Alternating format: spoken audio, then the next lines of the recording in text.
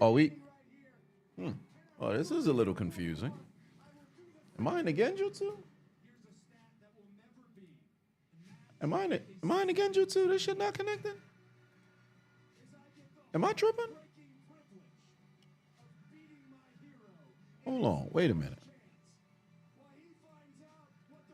What the hell?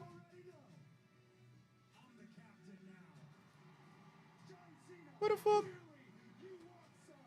Okay, all right. It never wants to go to the actual stream. What is this? All right. Is it not streaming? What is going on? Is it up on YouTube?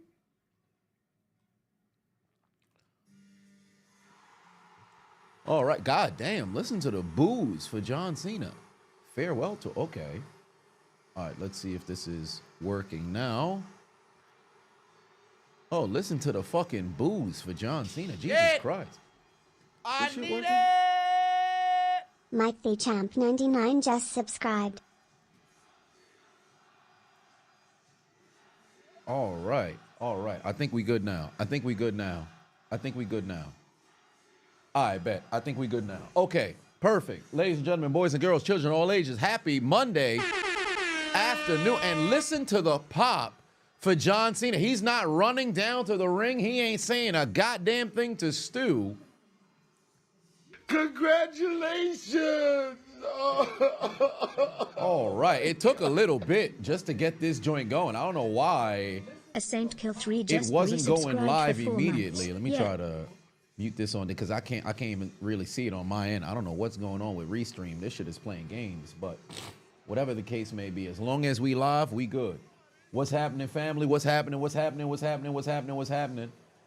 After a magnificent week of wrestling, here we are, Monday Night Raw, live on Netflix in Europe. Where are they right now? Belgium? Whatever the case just so happens to be.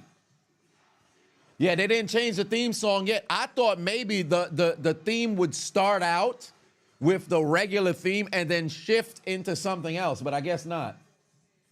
Roaming live, what's going on? Let's go down the list before Cena says something. Roaming live, Solomon, CB, Ajax, Rainey, Young Black, Monty, Ryan, Delante, Jaleel, Keno, Davian, Fuego, Bronco, DHB, Assassin, Merch, or I should say March, Justin, Midas, Virgo, Bronco, Token, 70s. What's going on, family?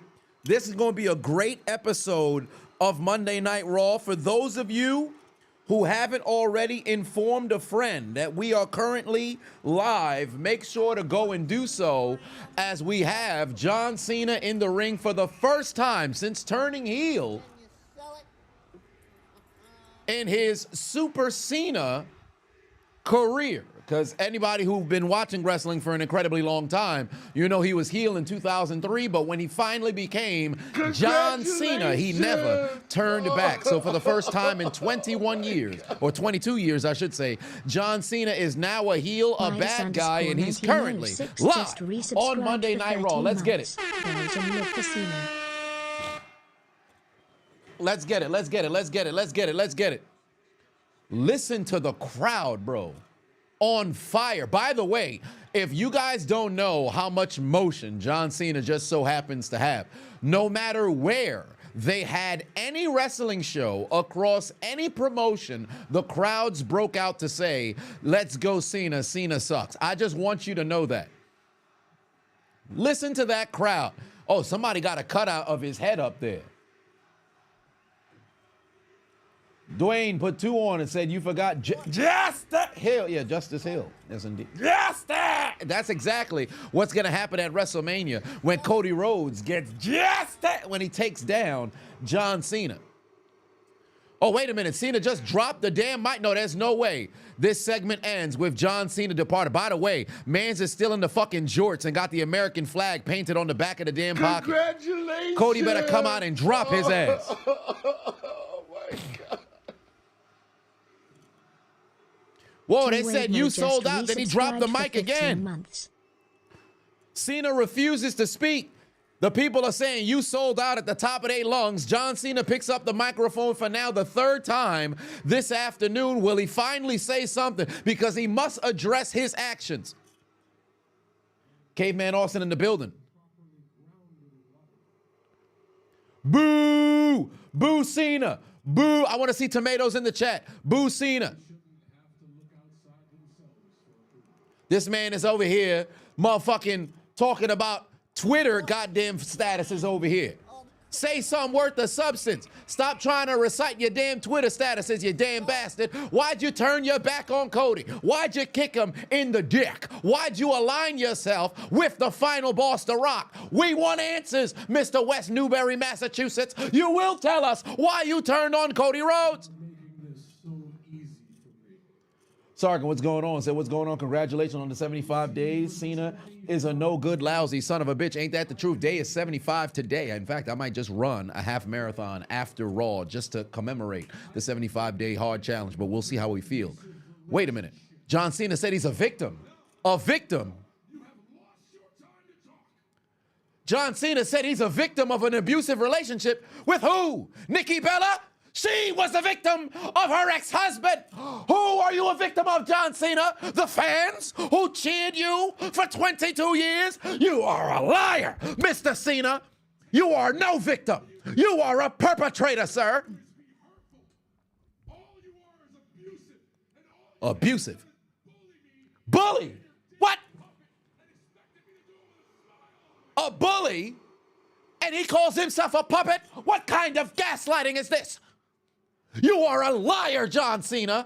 This is not John Cena. This is Jacob Toretto. This is a man cosplaying as John Cena on our screens on Monday Night Raw. How dare you step out here and gaslight the populace, the WWE universe, the WWE faithful, the chain gang. You call us individuals who are bullying you, Mr. Be a Star? Lies.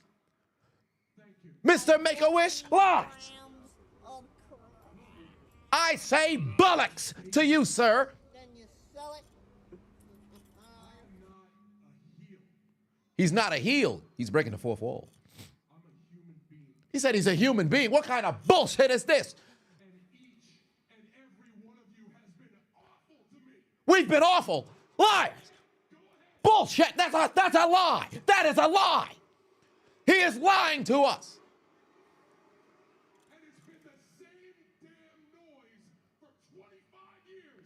When I first got here into the WWE, oh, you let me know really loud that you hated me. And it was warranted that we hated you when you first arrived, sir, with those terrible short, tight pants, talking about ruthless aggression. It only lasted a couple of months because you didn't have what it took. Then you rapped for Stephanie, and then we cheered you. Moments of shame, just like this. You let me know that I wasn't worthy of your attention. So what did I do? I went and I changed myself, hoping that you would like me a little bit, and it worked for a second, but then it wasn't enough. A second? What you mean it wasn't enough? We wanted to see you on WrestleMania 19. You can gaslight the youth. You can't gaslight the unks. We were here. We were there. We cheered for you, sir. And win. You did indeed win. 14 grams of coke. He's a liar. Then you sell it. He did win a lot. It wasn't enough. So what did I do? I spent the next 10 years of my life trying to give away everything I possibly could, and it wasn't enough. It wasn't enough. Bullocks. He is a liar. John Cena's up here gaslighting us, ladies and gentlemen. John Cena's up here gaslighting us, ladies and gentlemen. I will not allow this man to spew falsities out here as if we were not there. We were there. We saw the people cheer for him. We saw the women. When this man went on tour, sleeping with fat women across the country, we still cheered for you, sir. The Howard Stern interviews are still out here. You can't gaslight us. We were around. Internet still exists. What a great example. They go from chanting, shut the F up, to cheering when I say I'm going to walk away. He's a liar. 14 grams Then you sell it. Oh, you actually walk. It's not a move that's never been done before. Didn't Daniel Bryan just do it? Last time to get along with you guys. I tried one last time to do something nice for you, and you ruined it. Just like you ruined everything. We ruined it. How did we ruin it for John Cena? We wanted him to win the Royal Rumble. He lost. We wanted him to win the Chamber. He won. What did we do?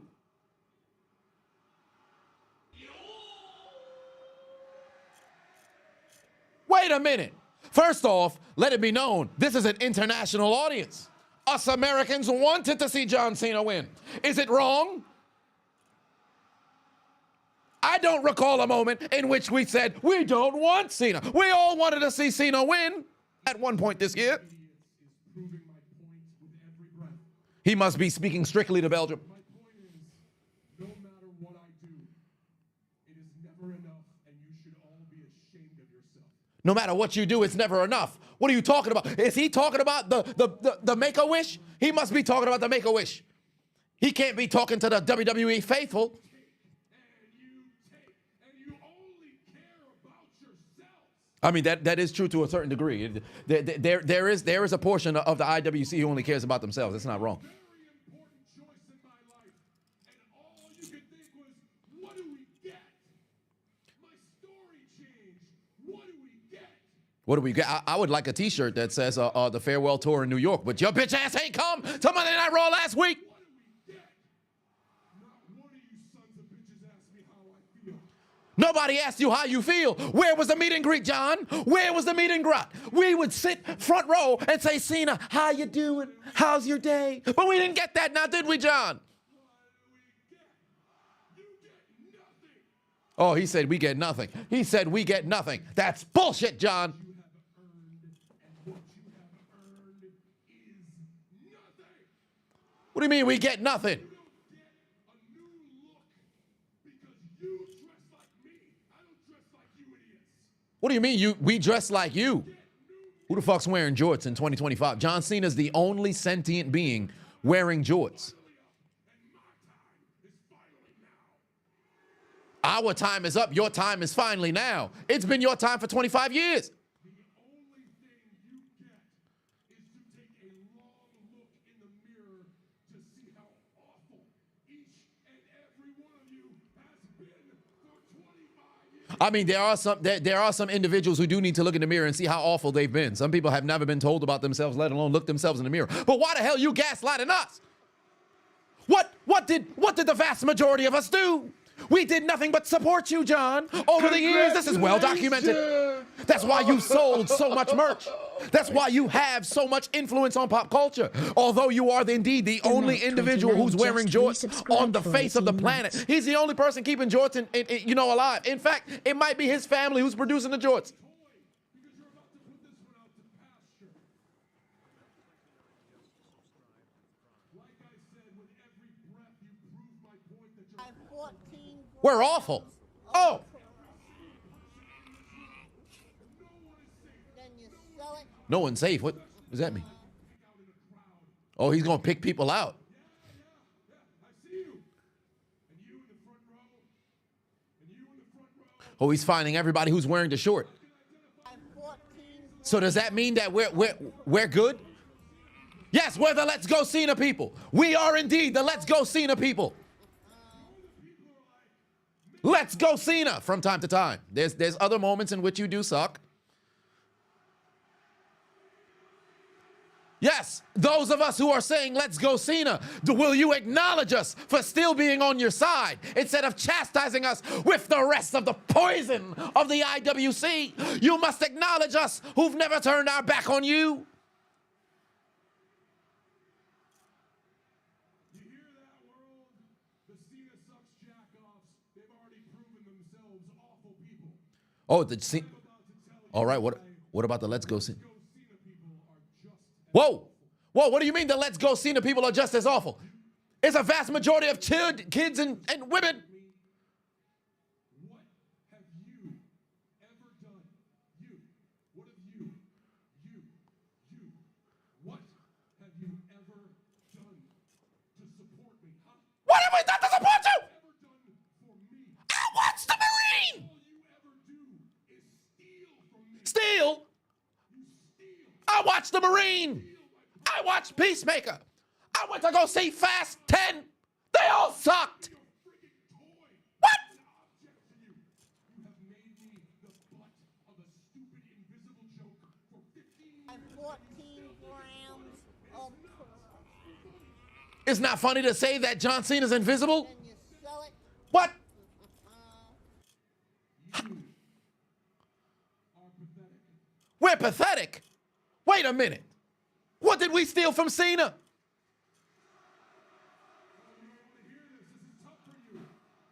You're not ready to hear this. This, I need to put a hat on and throw it off in anger. The truth is, you don't wear this for support. What are you talking about? You wear And 14 grams of I live hustle, loyalty, and respect as well, John. by the words never give up. I am the definition of perseverance, and every person here knows it. You are indeed the definition of perseverance, but some of us are as well. You do not support me. What you do We don't support. is you use me. Use you. Excuse for your pathetic failure of a life. What? Pathetic failure of a... Wait a minute, John. Hold on.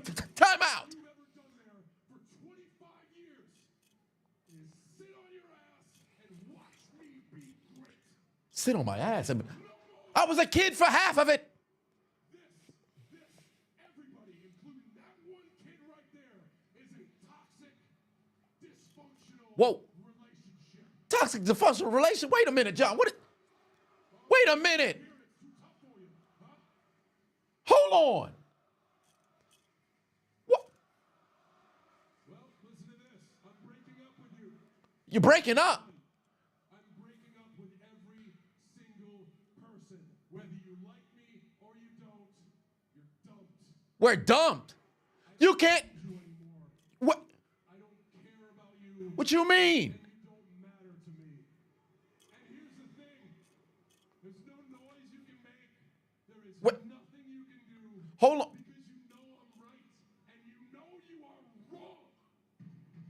Yeah, thank the Lord. Here comes Cody. Somebody's got to speak some sort of sense into this man's mind. What is this man talking about? What is he talking about? We did nothing for Cena. Impossible.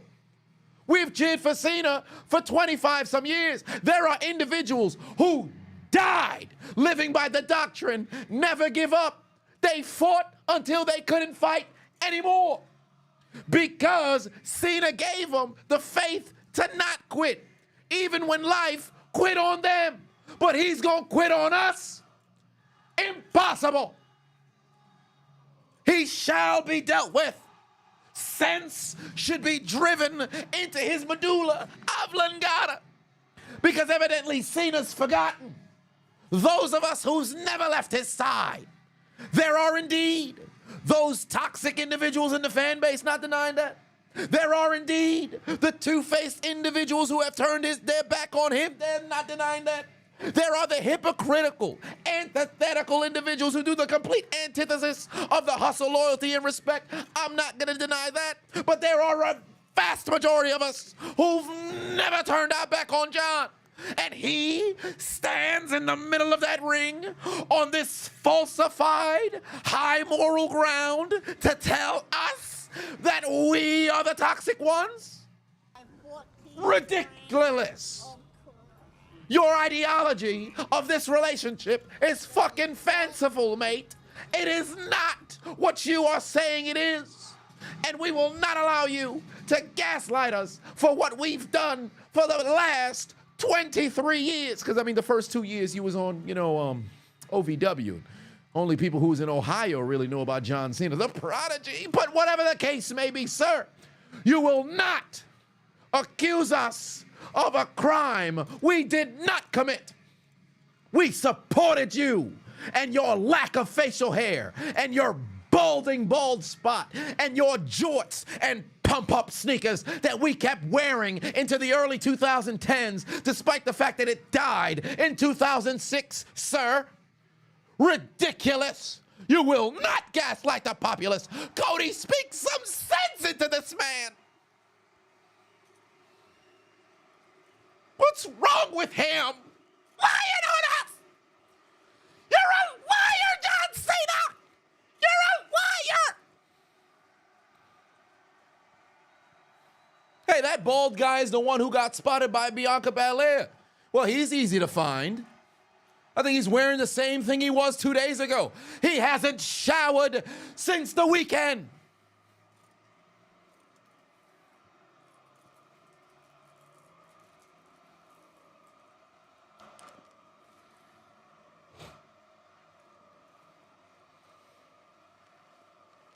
I should cut a promo after this promo. Nonetheless. 14 grams of coke.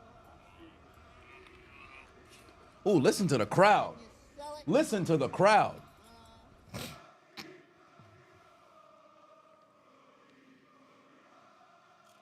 That's a hot crowd right there. 14 That's a hot crowd right there. Yeah, we're going to have a number of clips in this damn stream.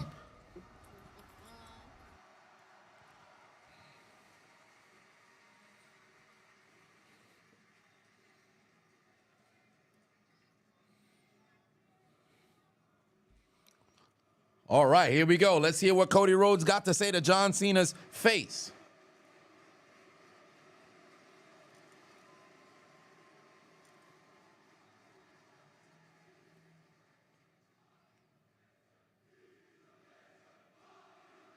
What the hell is that? Oh, they're saying something in Belgian. Belgian waffles, Belgian ale. Belgian waffles, Belgian ale. It's breakfast. Belgian waffles, Belgian ale. Oh, I thought that's what they were saying. Okay. Even myself, if I understood correctly from what you just said, they've given you their worst. Sure, they might have given you their worst. They have also given you their best for 25 years. Yes, indeed. We have given them our best. We have given John Cena our best. We were there for the I Quit matches. We were there for the Hell in a Cells. You were special. They did that because you could take it. They did that because you could carry it. And it was a torch he carried well. You can argue nobody's carried the torch better than John Cena in the history of WWE. Enough, John Cena. Enough. You don't get to speak. And it's certainly not kid. It's WWE champion. Oh, he is indeed the WWE champion, Cody Rhodes. And he's going on a year-long reign. Cody, Cody, Cody, Cody, Cody. Listen to it, John. Listen to it. The poison of the final boss has injected itself into you. You will get the vaccine of Cody Raheem Rhodes. Where's the guy on this shirt? Right here. Even after what you did, I was excited at the prospect of going week to week, face to face with John Cena. By the way, spectacular, spectacular color on Cody Rhodes' waistcoat and pants. I don't know if that's some variation of burgundy and some sort of purple that's intertwined in it. Gorgeous color, might I add. I've got to rob this man of the suits inside of the closet. Its best shot, and it wasn't good enough. I retire it early. But of course, I wouldn't go rob him, of course, because, you know, there's a joke in there. I don't need to say it. So go find John Cena, because I want to wrestle him at WrestleMania 41. Not this whiny bitch. Whoa! Cody Rhodes said he wants to wrestle the John Cena who's on the shirt, not the whiny bitch who's in front of him. Oh, Lord. Cody Rhodes just called John Cena a bitch to his face. He called you a bitch to your face. What you gonna do about that, John? He just called you a female dog. Woof, woof. That's you, John. A bitch. Bitching in the ring. Woof. Woof. That's you. You wear panties on your goddamn doggy daycare days, pussy. What you gonna say about that, John? He called you a bitch to your face.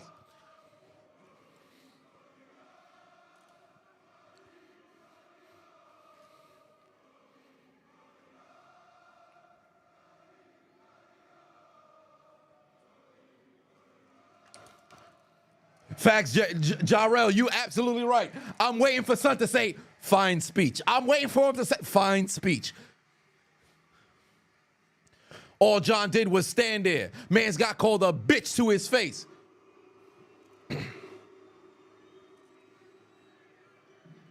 All he could do is drop the damn mic. You got owned. No music. I don't want to hear no music from John Cena. I don't want to hear no music from John Cena. Boo, Cena. How dare you turn your back on us?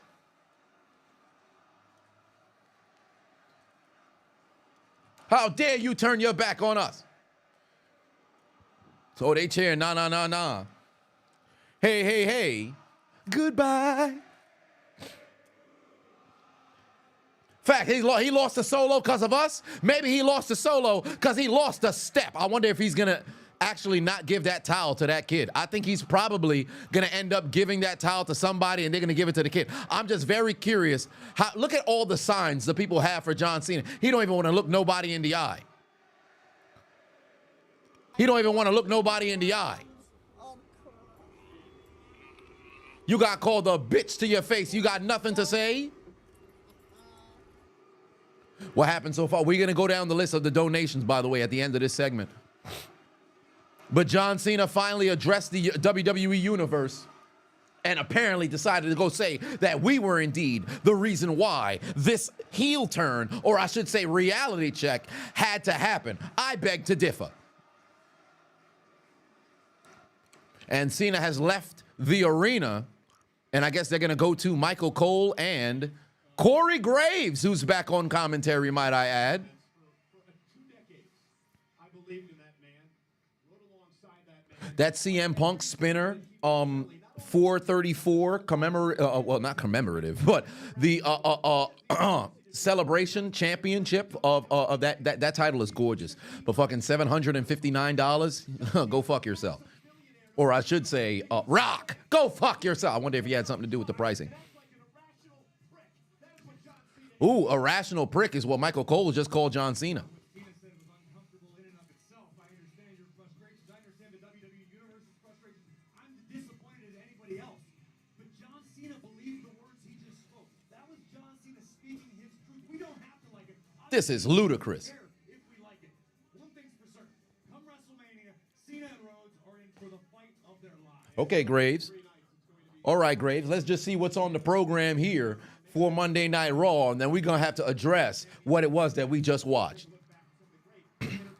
Oh, I guess they're taking time to acknowledge the Intercontinental Championship when we know Finn Balor is currently, right now, dealing with Braun Breaker. There's no doubt in my mind Braun Breaker will indeed retain. I'm just curious what their plans for Mania will be. I'm hoping it's a multi-man match.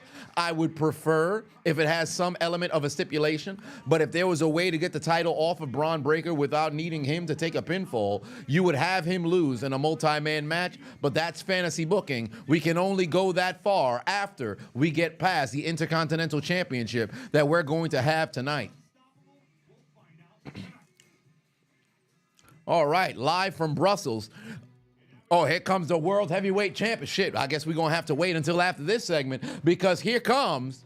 Oh, no, it's not the World Heavyweight Champion. It's the motherfucking crank that damn neck. Pause. On the top of the goddamn stage, it's Ludwig Kaiser, who I believe should become the IC champion. It is indeed Ludwig Kaiser who's getting ready for some actions live in Brussels. Oh, we've got a no-holds-barred battle between Ludwig Kaiser and Penta.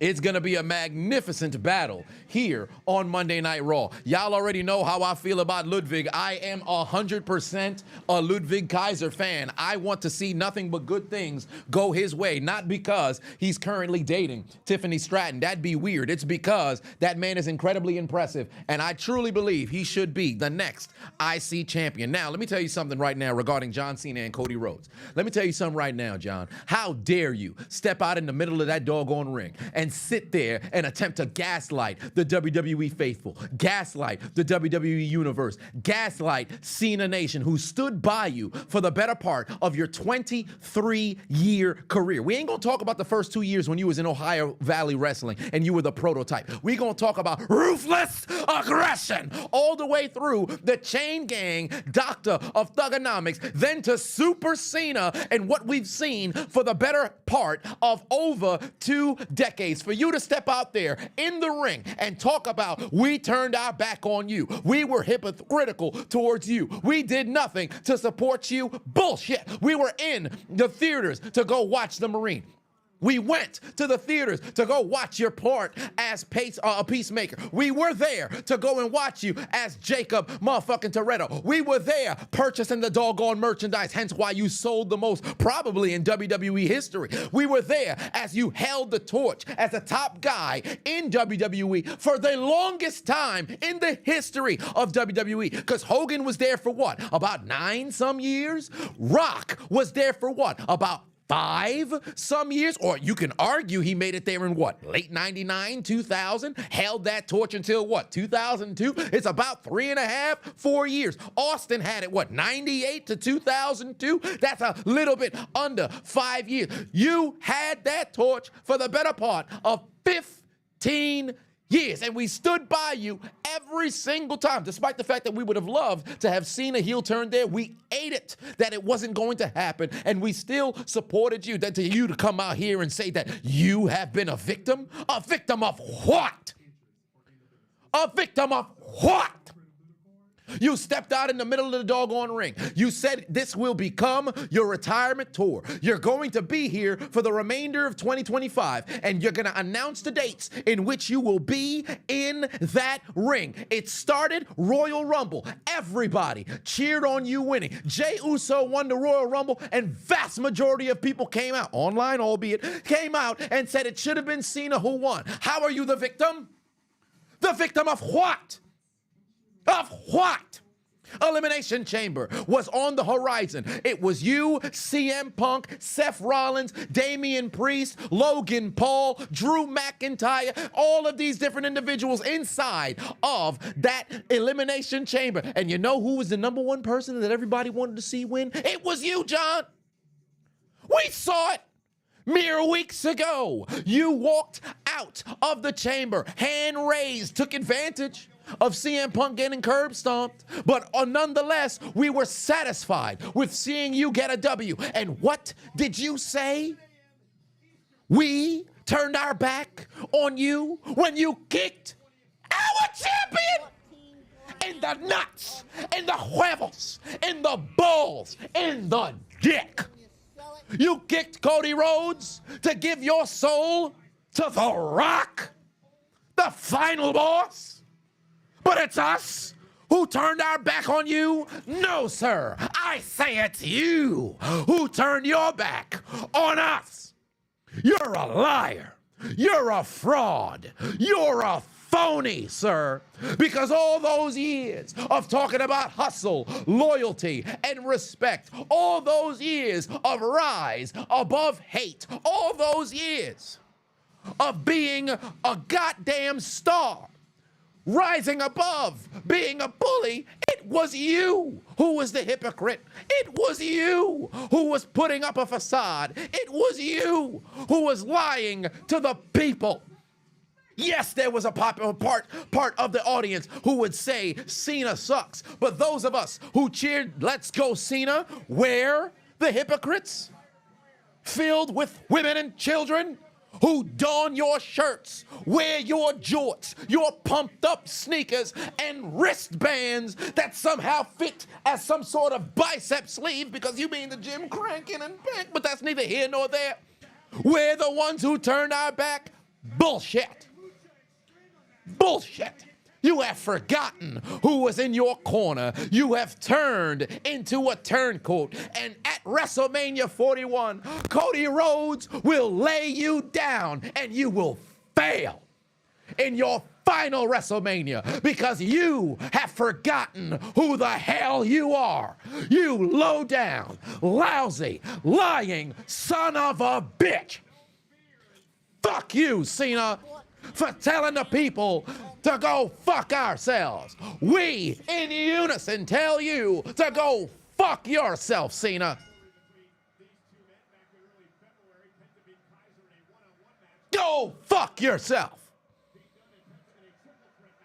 Ladies and gentlemen, it is Ludwig Kaiser taking on Penta one-on-one. Ludwig taking on Penta one-on-one, no holds barred. Let's get it going. Yeah, somebody send that to John Cena.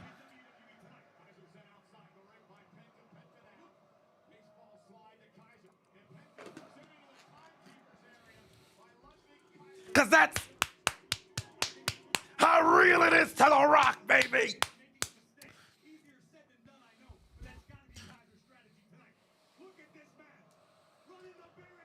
Edgar in the building, what's going on? Say, you reporting in on your day off because of work. Your birthday, hey! It's Edgar's birthday. W Edgar in the chat, man. W's in the chat for Edgar. Happy birthday. Happy birthday, happy birthday. By the way, ladies and gentlemen, for those of y'all who did not know, as I mentioned mere seconds ago, I'll echo it once more. Ludwig Kaiser taking on Penta, no holds barred, one-on-one, Monday Night Raw, International European Tour live from Brussels, Belgium. It's gonna be a magnificent match. We've got a great card. I am looking forward to it. Dwayne put 2 on it, getting stuff kicked off and said, where is John Cena? He's invisible. He's invisible. Let's see here. Dwayne had put another 5 on and say he turns into Stone Cold Steve Austin when he joined Vince McMahon. That's exactly what it feels like. Currently, right now, Penta giving all kinds of chops to Ludwig Kaiser on top of the announce table. Oh, wait a minute. Ludwig got Penta up. He's got Penta up. He's got Penta up. Oh, good Lord. Oh, my Lord. A Death Valley driver all the way onto the goddamn announce table. It didn't break, though. Announce table did not break, though. What the hell? We just came back from commercial. What are we going back to commercial for? Oh, it is ridiculous. Matter of fact, let me. Where's my other phone? Oh, son of a bitch. I think it's outside. Son of a bitch. I think it's outside. I should have got the put my other phone so I could see what's happening during the commercial break. But we're gonna go back and address the donations as we continue to scroll through here on a magnificent Monday Night Raw. Yes, indeed. Today is the final day of 75 Hard. I'm ecstatic that the challenge is finished. I won't drink until I depart for Hawaii next Monday. So it's going to be, I guess, 82 hard, whatever the case may be. But that's neither here nor there. Open up doors. But 5 won't say Heel Cena is already getting top heat. You love it. I don't know if it's your first super chat went through, whether heel or face, he can draw the reactions. Indeed he can. Ajax Baton said Cena on that victim BS. Monty Moore put 5 on it, said that what's going on, Chisel? It's so funny seeing him try to rip the crowd. Cena is such a face. It's kind of unbelievable, at least for a 27-year-old fan. It's crazy, right? Because your entire life, he's been a good guy. You probably started watching wrestling in the midst of, you probably missed the Doctor of Thugonomics portion, or maybe you were just on the tail end of it, but for the better portion of your entire life, he's been a face. So it's outrageous to imagine him being a heel. Sargon put 5 on, say, is it just me or every WWE Hall of Famer that's returned to wrestling turns heel? Edge, Rock, Cena, Heyman, Batista. Well, I mean, Heyman was always a heel. He was always more heel than face. Even his days in the 80s, it's Paulie Dangerously. He's always been more of a heel than a face. But yeah, Batista, all those guys, yeah, they come back. Some of them turn heel. There's some who come back and they've been faces. Like Trish, well, she did have a heel turn here and there, but she's come back numerous different times. When RVD had returned, he was a face. But it always varies. It always varies. Jay put 5 on and said, you're still at work, can't watch this. What's happening so far? Well, Cena and Cody had an interaction, and now we have a no-holds-barred match between Ludwig and Penta. Will put 2 on and said, you think it was John Cena that threw the pie at KO? Wouldn't that be crazy? Sargent put 2 on and said, oh, you can't wait for the crash out, Chisel? Well, we got it. Oh, Oscar put 2 on and said, yeah, what's going on, Chisel? Just got home. What did you miss? Just mentioned it. Ryan put 5 on and said, Cena's cooking masterpiece. It was a very good promo, to say the least. Sargent said, would somebody please think of the children? Craig asked what happened so far. We just covered that. Sargent put another 5 on and said, we were there when you did that naked dance, John. We were there for the bologna, fudge, and the mustard. Yeah, we were there for all of that. Penta off the top rope takes down Ludwig Kaiser. Corey put 5 on and said, promo of the year, Chisel Adonis. Why, thank you. Honcho put 5 on and said, what happened to Cena that kissed the babies and hugged the fat girls, as Batista would say? Indeed, what happened to that guy? What happened to that guy? Oh, good Lord. A backstabber from Penta onto Ludwig Kaiser. Middle of the ring, another kick out from Ludwig Kaiser.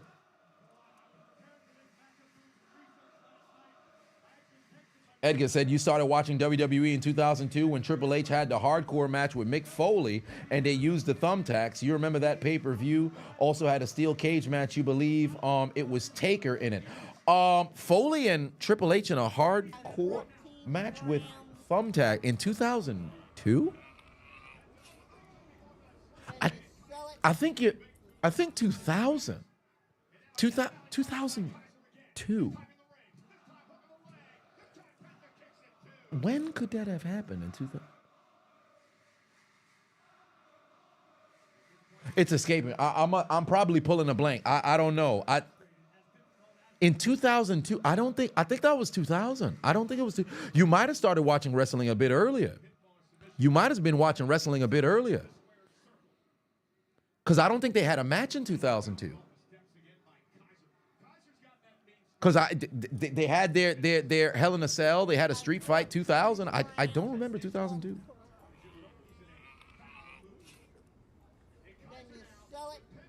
Oh, yeah, everybody's saying Royal Rumble 2000. Yeah, so it had to be 2000. Yeah, it had to be 2000. Yeah, it had to be 2000. Oh, damn, Ludwig Kaiser's on top of the goddamn table now. Big back body drop, Ludwig Kaiser on top of the table. And Penta's back on the floor trying to catch his breath, but he takes Ludwig over onto the table. Let me tell you something right now. I mentioned this last Raws and SmackDowns in the past. I'll echo it once more. I don't like the fact that the table doesn't break immediately. I understand if you're going to have the table break a bit later in the show, but still, if you're going to do things on top of the announce table should break. That's one of those parts in wrestling I just refuse that I shouldn't say refuse, but I hate the fact that the table don't break.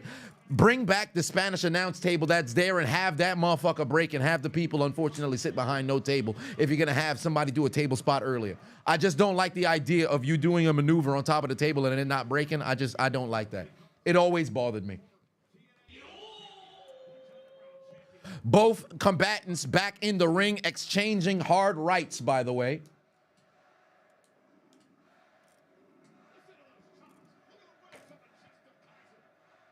Oh, that's a weak forearm from Penta. I don't know if he's tired or he didn't put too much into that one. Ludwig got to put a little bit of a hurting on it. Oh, way to counter the Hurricanrana. I love when people counter the Hurricanrana like that. Magnificent forearm clubbing blow to the back of Penta's head from Ludwig only draws a 2 count. I love when people counter the Hurricanrana by just throwing the legs off of their neck. I love that counter because it makes so much sense. I know in wrestling it's very performative and things of that nature, but you gotta love when you have the reality that exists there. If somebody throws their legs on a head scissors, best thing you could do is get those damn legs off of my damn neck. I love that counter. It's a perfect counter. Open Outdoors for 5 on said, in tribute to the heel Cena, who would be the top 3 or 5 best heel speech promo? Best heel speech promos in ring? Piper, Punk, JBL. I always will enjoy Flair. A lot of people I think now the generation doesn't appreciate Flair as much because I've seen people say, hey, Flair wasn't as good as a promo as people think. He just started yelling and saying, I'm like, fam, I don't think people really took, Flair and his heel run in the 80s as seriously as they should have in the new generation. And then I would say lastly, Arn Anderson, because anytime we talk about promos, I cannot not have Arn Anderson on there.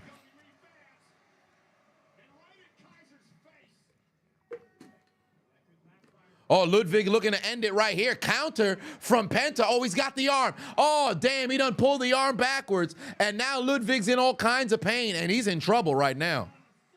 He's in trouble right now. Oh, Lord, he might have pulled that arm out of socket. Ludwig is in trouble, and Penta is stalking him with the chair right now. Corey put 5 said Cody is lucky he didn't get cooked by Cena. I guess Cena just decided not to say anything, because after Cody called Cena a bitch to his face, Cena stood there looking like a bitch and had nothing to say.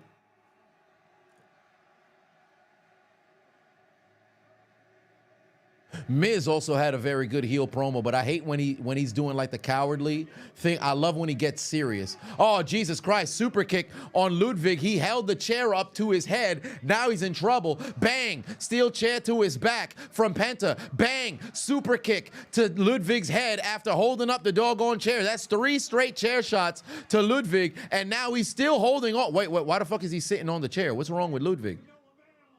Oh, no, I think Penta's gonna, oh my God. Oh my God, Mexican Destroyer off the goddamn top rope. And Ludwig is in trouble right now. Oh, he's got to go for a pin cover. Oh no, I think he wants to finish it on top of the chair. Oh my God, the Penta driver on top of the chair. That's 5 straight maneuvers on top of the chair. There's no way Ludwig kicks out. That's the match. That's game. What a finish. Philip in the building, what's going on? Jesus Christ, Ludwig is in trouble. I think he might be lacerated a bit. Penta hit 5 straight maneuvers with the chair. God damn. Super kick, chair off the head, slam of the chair onto his back, another super kick onto the head while he was holding the chair. Then the Spanish goddamn destroyer or Mexican destroyer from the middle rope, and then right into the Penta driver on top of the chair. 5 straight moves on top of the chair to put Ludwig Kaiser away. What the fuck? Kathy Kelly out of nowhere interview on the ramp.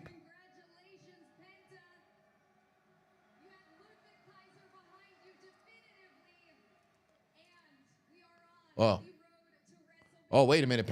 Penta about to call out IC Championship?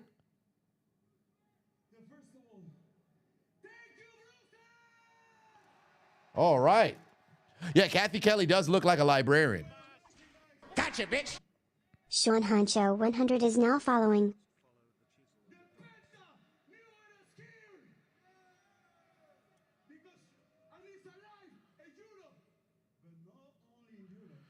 All right.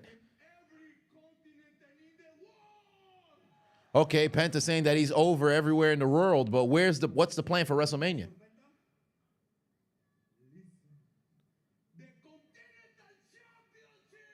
Oh, he said the Continental Championship. I think he said the Intercontinental Championship.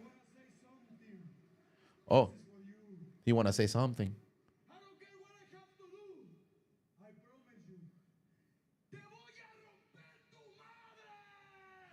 Oh, wait a minute. He said something in Spanish. I don't know what that means.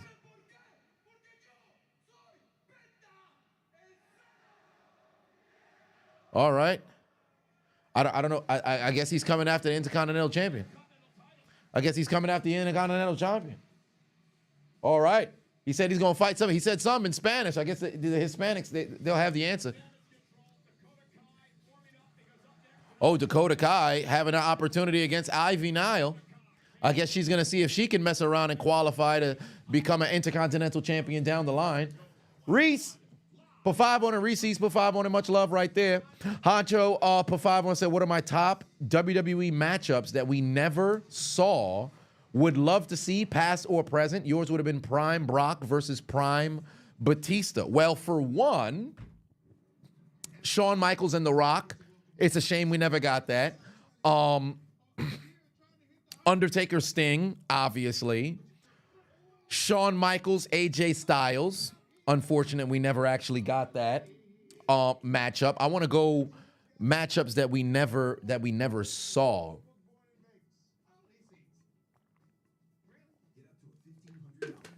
Those are three, to say the least. Kurt Angle, Bret Hart, that's another one. Randy Savage, AJ Styles, because I can't recall if Randy Savage ever fought against Michaels when Michaels was in the, no, not even when he was in the Rockers. I don't know if they ever had a match. Of course, Eddie Guerrero and Shawn Michaels, that's another one.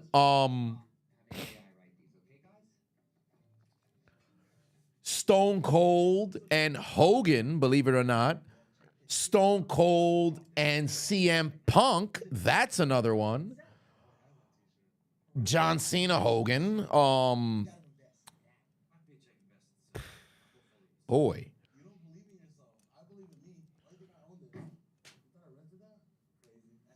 There's a number of different matches that's there. Well, you know, we were supposed to get Stone Cold and Brock, but it was going to be a first round match in King of the Ring and have Brock go over, which was ridiculous. So I don't know why they decided to go and do that. Oh, wait, let me go get the other phone so I could utilize the commercial-free Netflix. Hold on, wait a minute. Let me get LeBron to dance for 20 seconds. Where's LeBron? LeBron, dance for 20 seconds.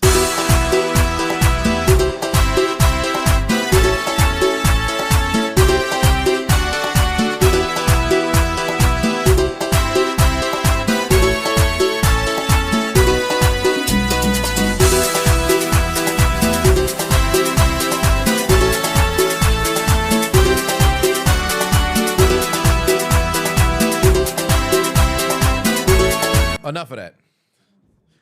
All right. But how am I feeling after hearing Cena broke up with me after 25 years? Am I taking the breakup well? Well, no, I am not. I am not. Let me see if there's anything that's going on. Okay, let's see. Oh, I guess it's just the entrances that's going on during the break. It's just the entrances that's going on. All right, Dakota Kai walk into the ring. Oh, what the fuck is this music? Oh, well, here we go. We back from commercial now. Dakota Kai heading to the ring. Oh, they had a backstage segment here. Carly, where the hell did Finn Balor fall from? Congratulations! 10 years of Finn. Oh, wow. It's actually been 10 years that Finn Balor's on the main roster. Yeah, that's right. Well, actually, no. Because he was in NXT in 2015 when I went to. Oh, it's Solo Sikoa's birthday today.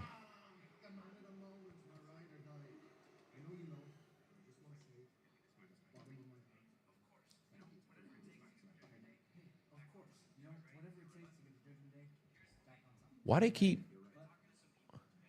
they're putting so much focus on this match tonight? Wait, Dom still wants to recruit somebody into the Judgment Day.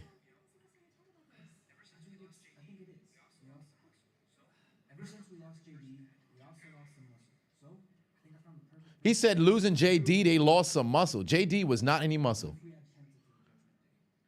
Penta? You want to add Penta to the Judgment Day?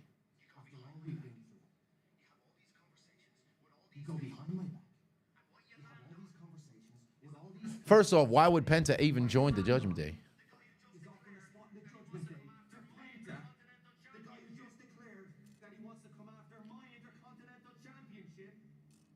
Yeah, Finn's getting kicked out. Finn's getting kicked out. Finn just called Dominic a snake. Yeah, it's a wrap. Finn getting kicked out the Judgment Day. Actually, it's a positive that Finn getting kicked out the Judgment Day. Well, maybe not so much a positive, but this gonna be bad because I mean, if it's just Dom who's left, Judgment Day really ain't got no damn strength whatsoever. It's clipped. It's clipped. First off, Dakota was already making her way down the ramp, so what the fuck was she doing in the midst of them going to that damn segment? Reese giving out gifts, donations. Oh, what the fuck? Where the hell did Master Gable come from? Where the hell did Chad Gable come from?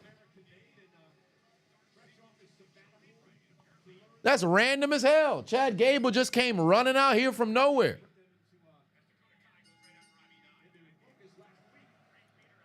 Gable came out of nowhere. Game said, is it just you?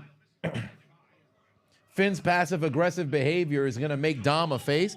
I think Dom is slowly becoming a face organically. Because, believe it or not, the Judgment Day haven't had the same kind of steam after Damian and Rhea were essentially kicked out. And because they haven't gotten any W's per se, it's getting to the point that not only is it relatively stale, it's like Liv Morgan is able to generate actual heat because she's able to go and beat people that the people want to go and get behind, thus, you know, making her a bigger star, and they can keep her heel. But I think when she ends up turning face, people want to cheer for her or whatever. Dom, JD, and Finn haven't gotten any W's as of late. So now it's one of those, what are we really booing them for?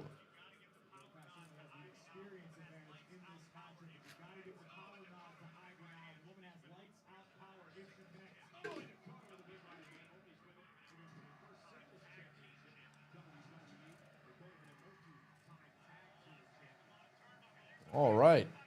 Jimmy Uso will be the newest member of the Judgment Day. You can see it happening. I don't know about that, Carl. You on your own with that one, Carl. I don't see that one happening. But Ivy Nile, Dakota Kai going one-on-one. By the way, a couple of days ago, I was at the New York City Arena, and I watched Mercedes Moné taking on Indy Hartwell in a very, very good HOG show. Decent match. I thoroughly enjoyed it. I hadn't seen Mercedes Moné live in, I think, 3 years or whatever the case was. So it had been some time. All right. Whoa, what the fuck? Dragon Lee, Rey Mysterio coming down the doggone ramp, taking down American Made, who may have gotten involved in the match. And now Dragon Lee and Rey Mysterio are hunting down Master Gable. Why did they both run the same direction? Oh, wait a minute. Rey Mysterio now chasing down Master Gable, and so is Dragon Lee. Gable is taking off, going backstage. Ivy Nile. Ooh, hold on. Wait a minute. Ivy Nile kind of double cheeked up. Oh, watch out, Ivy. Watch out, Ivy. Oh, Dakota's got her right there, middle of the ring. Down goes. There's the kick. Ivy Nile is down. 1, 2, 3. Match done. Match done. Shorty just got dealt with. Down goes Ivy Nile, and Dakota Kai gets the W. That was easy. That was easy. Dakota Kai gets the W. I thought Gable was going to take off and a random luchador was going to pull up. I guess not. I guess not. All right, here we go. Oh, contract signing between Bianca Belair and Io Sky coming up. Oh, that's going to be a good segment.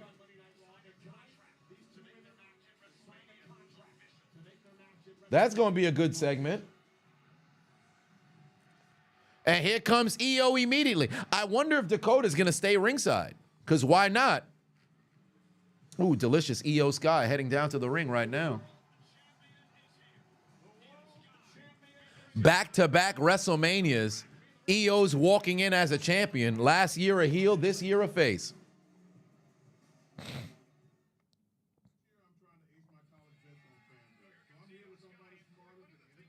I don't know why. Oh, by the way, if you guys were curious what's going on during the break, thank God for Paul. Shout out to Paul once more. Io Sky heading down to the ring currently.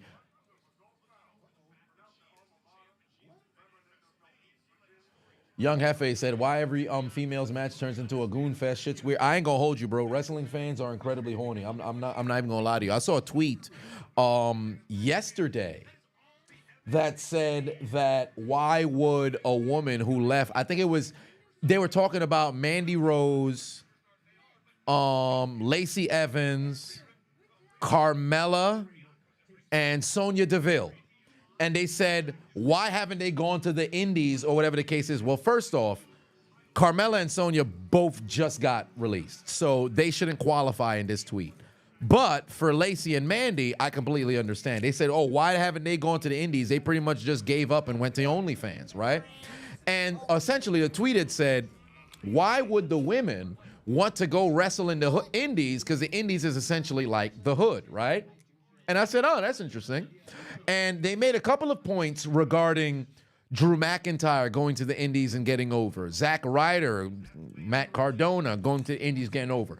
Other people made the argument for Chelsea Green being a product of the indies and then going and making it, you know, big time or whatever the case is. And then there was another quote tweet that had said, well, 40 to like 65% of the women on the indies don't even like wrestling. And call it what it is, for the female wrestling per se, you don't necessarily got to be the best wrestler or put on, you know, the best matches or performances or whatever. If you got a particular kind of look, you can get discovered and not really need to be big in the business. But if you're somebody, and this is where my confliction with the tweet is, if you're somebody who claims to be very passionate about wrestling, your number one goal would be to wrestle. Same kind of criticism that I had towards Cap. If it's all about playing football, there comes to a point where there's football opportunities that are readily available. You're not doing any of it. It only comes a point which you can yap about not having an opportunity if you're not making one for yourself. So I found that very interesting. I found that incredibly interesting. Because there's some people who use WWE, AEW, all these different sort of, you know, wrestling platforms just as a stepstone to go where it is that they actually want to go. Somebody like Eva Marie, you don't really want to wrestle. You don't really want to wrestle. You just saw this, oh, wow, they're on TV, and you try to use this as a stepping stone so you can go elsewhere. Like, come on. There are some of the women who are wrestling is life, and this is their business. Kudos to them. And there's those who want to use it as a stepping stone. But let's not sit over here and make it seem as if, oh, well, why would you want to go to the indies? Like, if you love wrestling, you shouldn't go places where you can go and wrestle. Indy Hartwell's wrestling on the indies because she loves wrestling. Mercedes Moné is continuing to go and wrestle, whether it be in AEW or Japan or in the indies, whatever the case, because she loves wrestling. Like, it's weird to me, bro. All right, nonetheless, it is the Women's Championship contract signing. Io Sky, Bianca Belair, both looking scrum diddly-umptious here to make the match at WrestleMania official. And there is no doubt in my mind Rhea Ripley will get involved. There's no doubt in my mind that Rhea Ripley will get involved.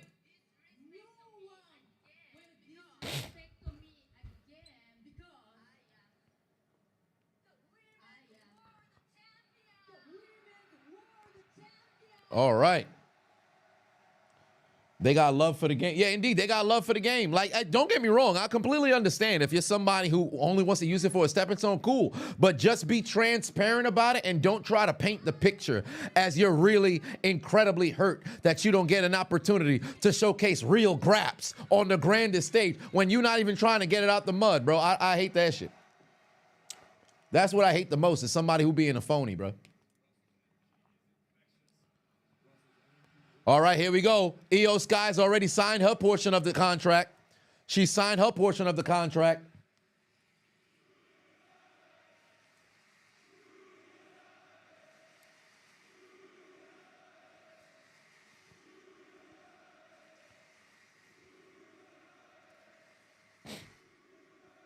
Bianca can't hide her smile. Nah, she can't. Because all the girls who came up in the NXT together, they got a sisterhood. So they really incredibly proud of each other. You gotta, and I think when Punk had came back and he talked about the camaraderie that's in there in the locker room, legitimately, everybody wants to see each other win. It's almost foreign to hear stories about people having problems in the locker room. Like that story that came out regarding Jade and Shayna, that's like the first time in a long time that they had something where there could be legitimate beef. And even still, I kind of raise an eyebrow towards it. They have real camaraderie, and you got to appreciate that. Oh, wait a minute. That's it. Both ladies signed the contract. Rhea didn't get involved yet. Oh, here we go. All right, there it is. You know Rhea was going to pull up right before the handshake. But I'm not going to lie to you. She pulled up after the contract's already been signed. Then you sell it.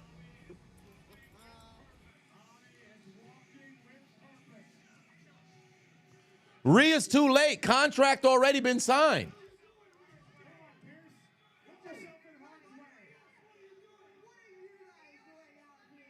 How you gonna come out here talk about what are you guys doing out here? Ma'am, they signed the contract. It's over.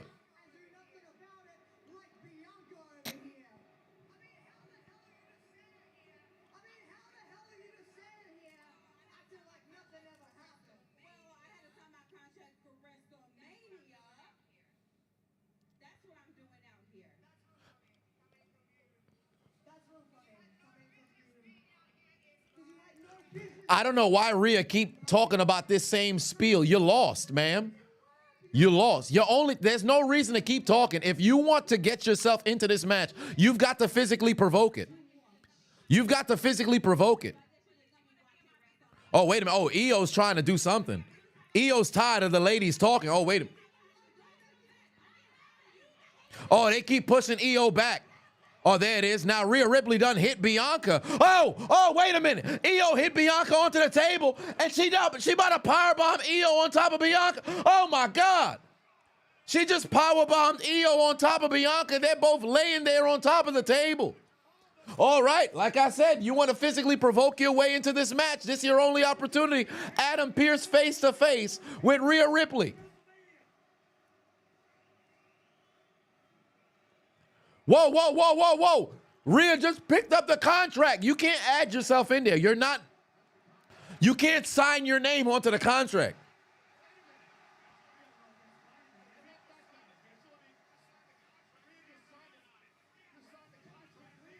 That's not how that works.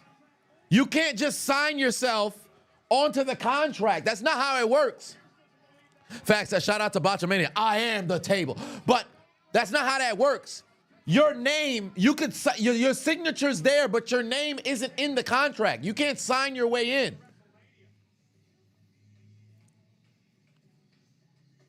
That's not how that works. All right. Well, I guess she just inserted herself into the match. Oh, here we go. Jey Uso getting ready to go do his entrance. Yo, there's all kinds of graffiti in this damn building. Oscar Patuon said, this shit got you going, oh, shit. Yes, indeed. Oh, Austin Theory, one-on-one. Jey Uso here tonight. Open outdoors, Patuon said, these tables damn near undefeated now. Ain't it crazy? Whoa, what the fuck? Where the hell did Gunther come from? Whoa. Gunther just pulled up on Jey in the midst of his promo. Oh, wait a minute. Oh, Gunther and Jey about to go at it right before the match. See, I like this kind of stuff. Because you can't convince me that the superstars can't find each other. I like that. But remember, Gunther said, well, what the fuck? Jey is running. Well, jogging, not necessarily running. Oh, he's already, look at the camera angle. Look at the camera angle. The lights is flashing. This is gorgeous. Oh, look at that. Everybody eating.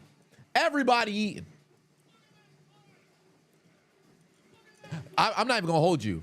The introduction of the drone shot might have been one of the most genius things WWE has done. Oh, by the way, where the fuck did I put my drone?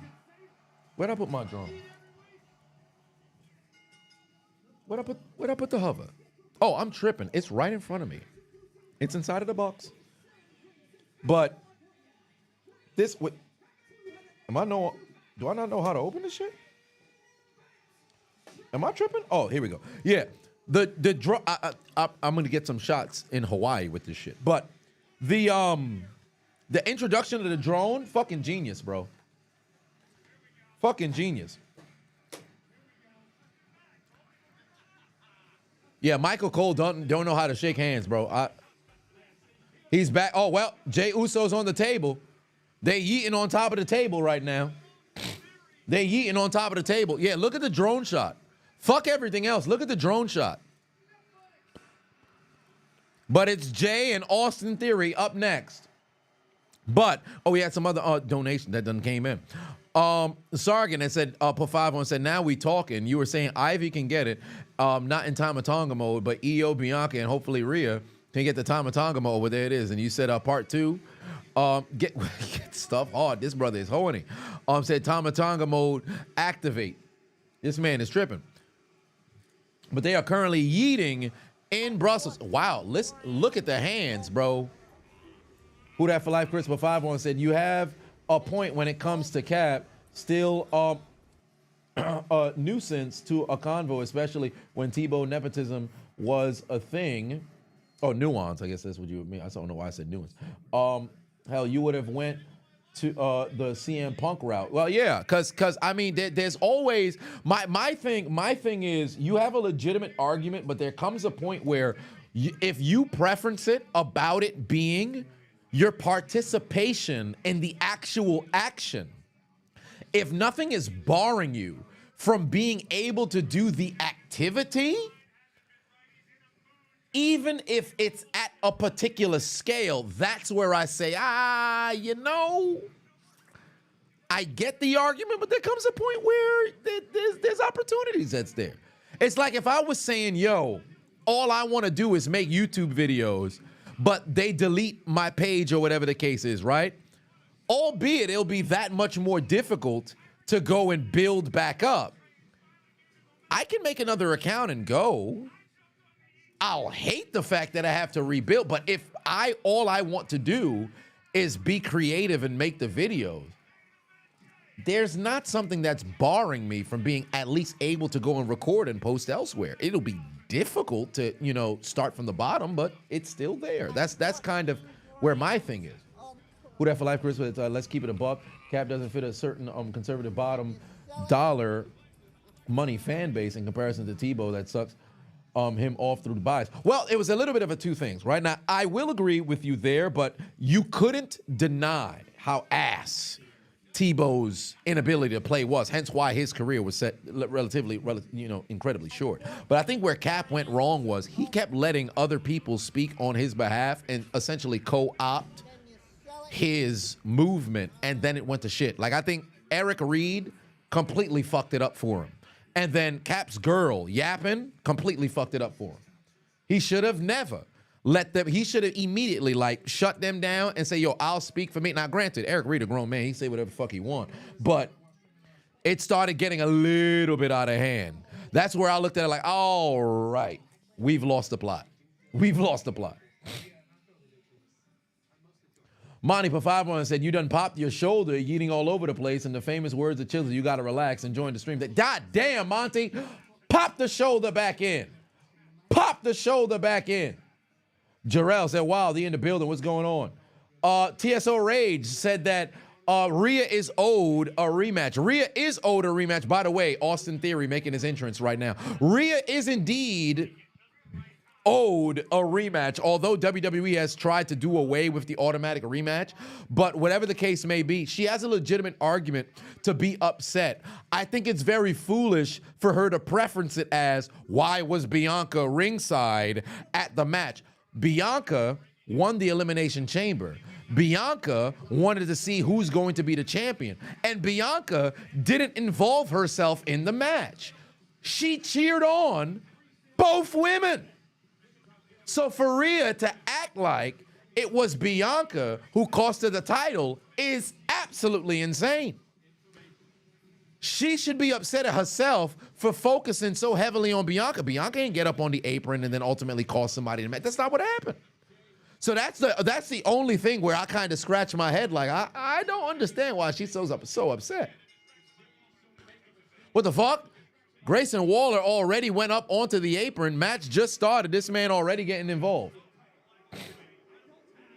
Bianca pushed Rhea. That's a DQ. Well, yes, but then when did that happen? After Bianca got pushed by Rhea. Kudos to the referee not DQing her, because I said at the time, what the fuck? Austin Theory already got speared?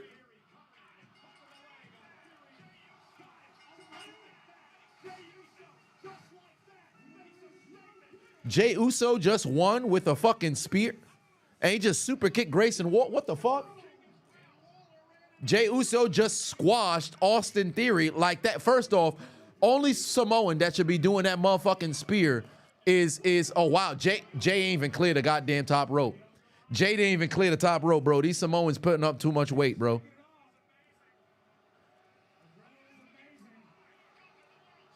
Oh, Gunther got his ass. This is insane, bro. I'm telling you, these motherfucking Samoans is putting on weight, bro. They putting on weight. He ain't even make it over the goddamn top rope. Homie almost broke his neck.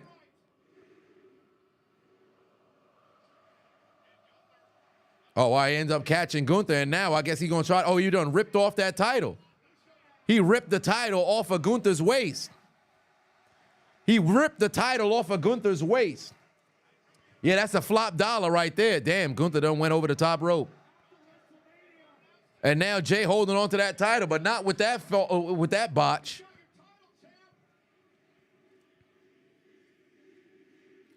Jey Uso holding up that World Heavyweight Championship. Gunther looking, oh, dang, he just threw that title at Gunther. Don't disrespect the title now. Too much mana. Austin Theory got botched.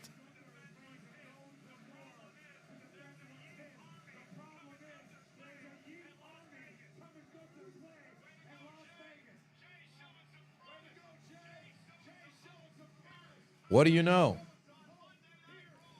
Killer said this segment really wasn't it. I agree. I don't understand. And I said this last week. In fact, I said it at not only at Raw, but then because I was there physically in Brooklyn, oh pardon me, in Madison Square Garden last Monday, but on the live stream on Friday for SmackDown. I don't like the fact that they have A-Town Down Under get involved with Jay. Oh, they went to go jump him, whatever the case is. Bro, what are we doing? We're wasting time here.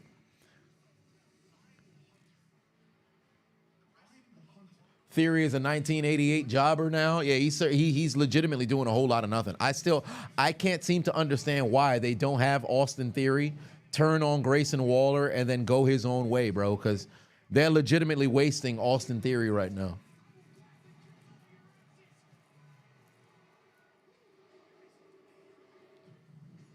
The show is going by fast. Yeah, it is. We're already coming up on an hour and a half. Good God. Time is flying.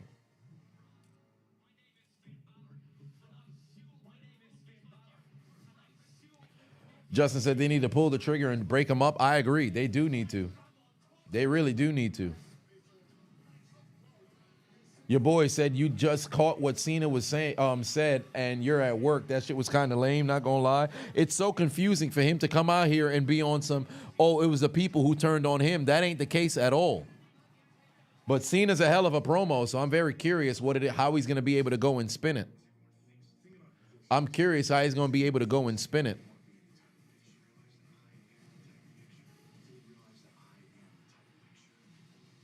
Finn Balor, yep. You know he's going to take that L. I have no doubt in my mind Finn Balor is going to show up here tonight. He's taking an L. CENA cried to start the show for 30 minutes. Indeed, he did.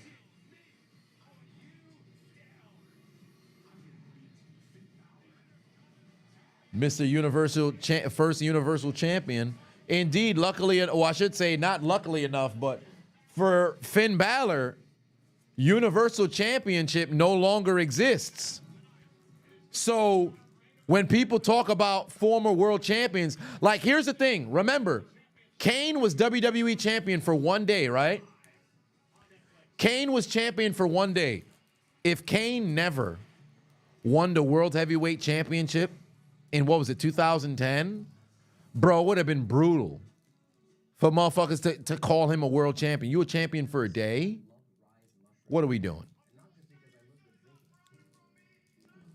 Oh, what the fuck? Grace, A-Town Down Under still in the ring right now cutting a promo. A-Town Down Under still in the ring right now cutting a promo.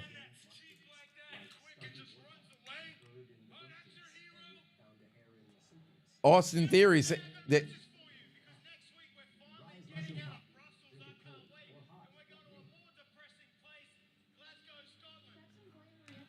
They're talking about next week they're going to Scotland.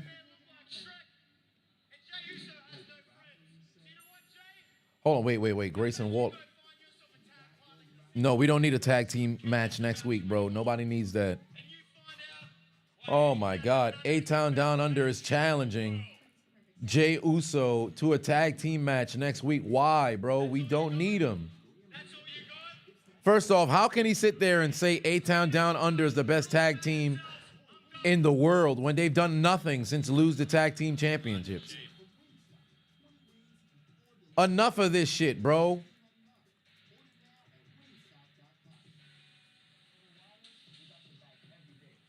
Well, this is interesting. Oh, wait a minute. American Made is coming out now. It looks like we got an actual tag team match that's going to come up next. Brutus and Creed making their entrance right now. We're going to have a tag team match.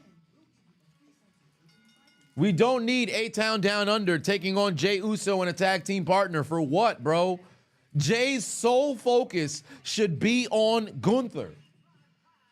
They wasting time with A-Town Down Under, bro. For what?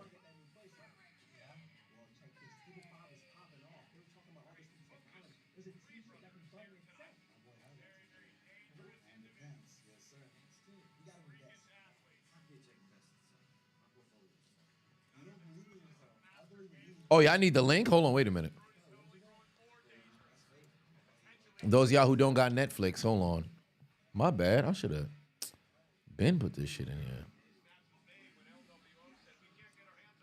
Oh, that reminds me. Did I ever order the motherfucking Stone Cold beer? I don't think I did. I don't think I ever ordered the Stone Cold beer. I should have been did that shit.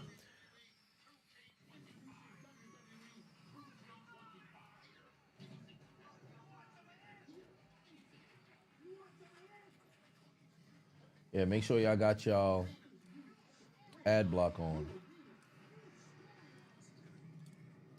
Let's make sure y'all got your ad block on. But they gave Jay a side quest mission. Yeah, that seems to be the case. And you know what sucks about it? A-Town Down Under has absolutely no association with Gunther. So they're essentially attempting to soften up the number one contender for no reason at all. And they're getting nothing out of it. I hate when you have miscellaneous feuds like that serve no purpose. 70 said, has anybody bought 2K? And if you did, how is it? You know, that's a great question because I said I was going to wait until the end of March to consider buying it because I bought 2K24 and I played it only twice. But I have seen people rave about being able to switch the camera angle, and they said that is what makes playing the game so fun. But is there anything else that is like the backstage? Is the story mode great? What is it a game worth getting? I'm curious as well. Why don't we see Jay versus Kaiser? It should be Jay versus Kaiser, but Kaiser's focused on Penta, which he just lost the match, but I'm hoping that Kaiser can get involved in the IC Championship match. So I actually wouldn't want to see him and Kaiser at the moment. Oh, wait a minute. Rhea and Adam Pearce arguing right now.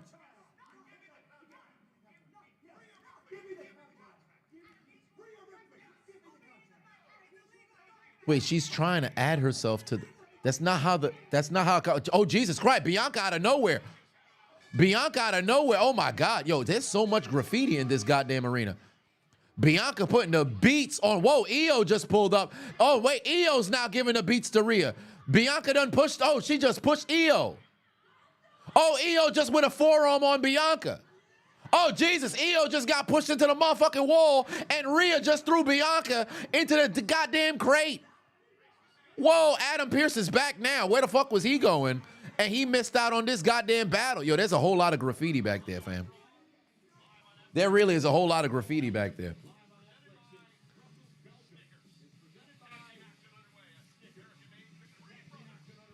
Golly.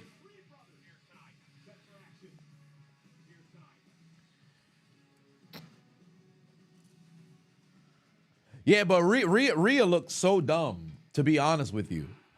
Because it makes absolutely no sense for, oh, wow, what do you know? It's actually it's Dragon Lee and Rey Mysterio who's going to be taking them on. But Rhea is incredibly dumb for her reasons for being upset. If she just preferenced it as being bitter that she lost the title, we good. For her to try to blame Bianca is crazy. I don't understand it. Amari said, what am I watching? You're actually lost because you know Raw is tonight. Oh, no, we're watching Monday Night Raw right now. Remember, they're in, or maybe if you didn't know, they're in Europe currently. So because they're in Belgium, they're 5 hours ahead of us. So because Raw would initially be at 8, it's at, well, then again, is Belgium, what time is it in Belgium right now? Is it 9:30?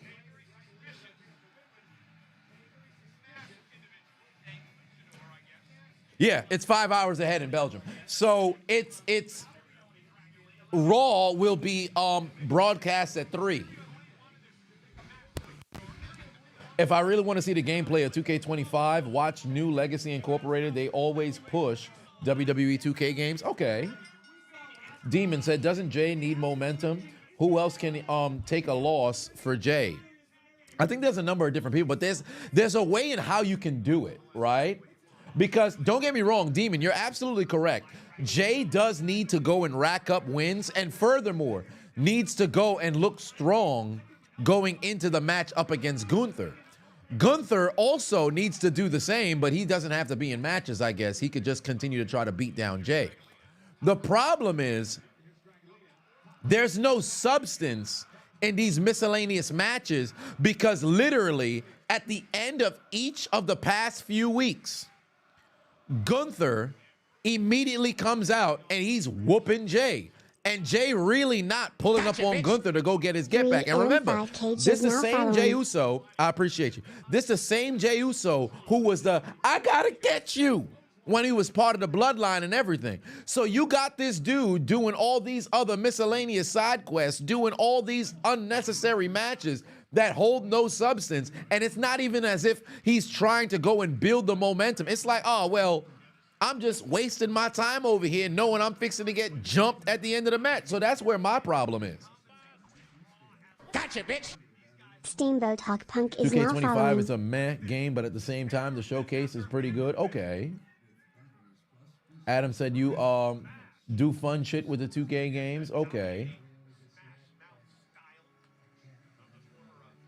Easy E said the fact that Ray is still wrestling is crazy. Ain't it crazy? It's absolutely ridiculous.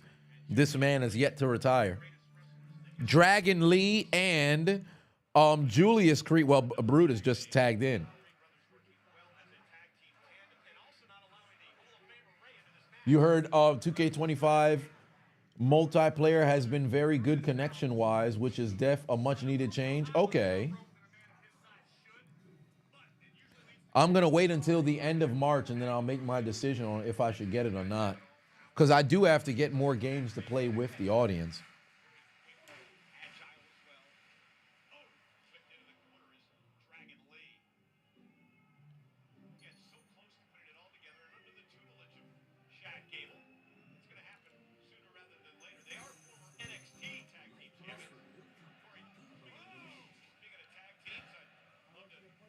Oh, man. Let's see, they're still going to battle right now.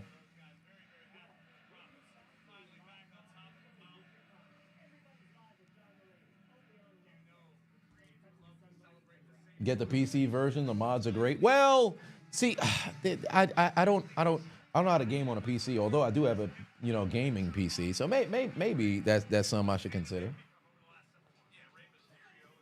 Maybe that's something that I should consider. Ray is going to be wrestling in a wheelchair. I don't know. I think he's going to most likely retire within the next 2 years. AJ Styles said he's probably going to retire at 50 or slightly before 50, or whatever the case may be. So we got maybe, 2 more years of AJ Styles or whatever the case is. Randy Orton is, 43 right now? 43, 44. We'll probably have Orton for another 6 years. If Imperium was still together, Jay could have feuded with them on the absolutely 100%. And that's why, like when it was suggested that maybe Jay could have been dealing with Kaiser, I'm not against that. The only reason why I say I wouldn't want it to be Kaiser is because I actually want to see Kaiser battle for the Intercontinental Championship. So if he's focused on Jay, he's essentially not going to be working his way towards getting involved in the match there. Now, him and Penta having the no-holds-barred match, Penta getting the W, Penta now declaring he wants to go after the IC Championship, I think Kaiser should say, nah, fuck out of here. We not done yet, and find a way to insert himself into that match as well, because I want it to be a multi-man match. But if in the event that there's no plans for Kaiser to challenge for the IC title, 100% it should be motherfucking Ludwig Kaiser who's dealing with Jay. And here we go, Rey Mysterio going to work here. Damn, Mysterio don't even feel comfortable taking off his shirt no more in the ring.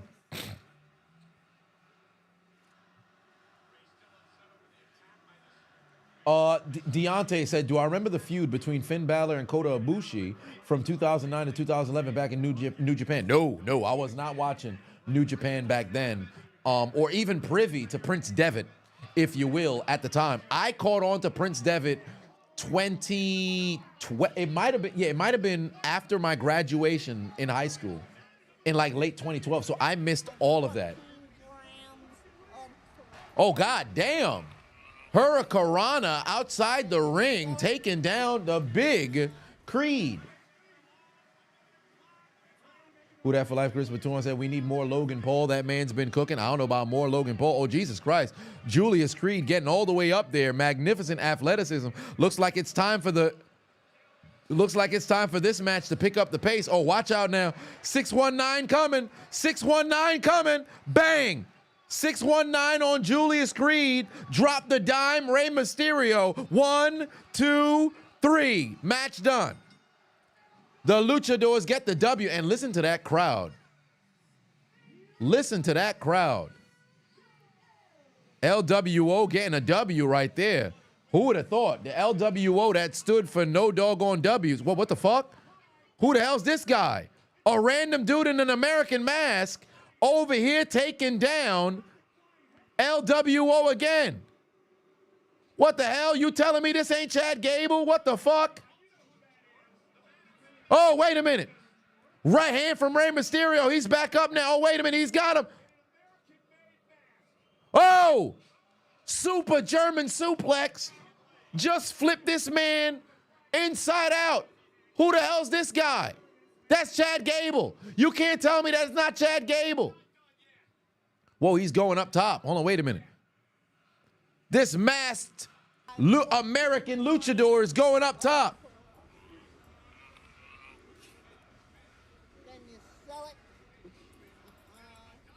A diving headbutt. Who that for life? Chris put 2 on it. Said Logan for part-time undisputed champ. Well, I don't know about all that. Oh, wait a minute. This goddamn masked luchador is running out of the ring. And he ran right where Gable ran earlier. Security is in hightailing it right after him. They're not going to catch him. Who the hell was that guy?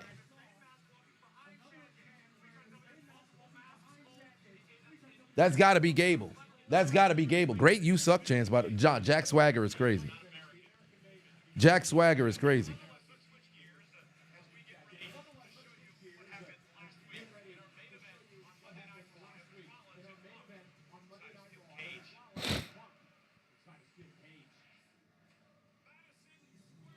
All right. Diving headbutt. Chris, indeed. Corey Graves definitely should be in over McAfee. I actually agree with you. Because Corey Graves has done very good work on commentary, and he's been doing it for a minute. And not only because he's been doing it for a while, he's actually excelled. I like Graves on commentary. And McAfee has good chemistry with Cole, but when it comes to the actual art form of doing commentary, and like he's not that. Like, don't get me wrong, he's good for wrestling. It's a cool, energy that he brings, but if you had to choose between him and Graves, I'm taking Graves. Sargent for 5-1 said, that ain't Chad Gable, I'm tripping. That's Chris. Well, I mean, he in the afterlife.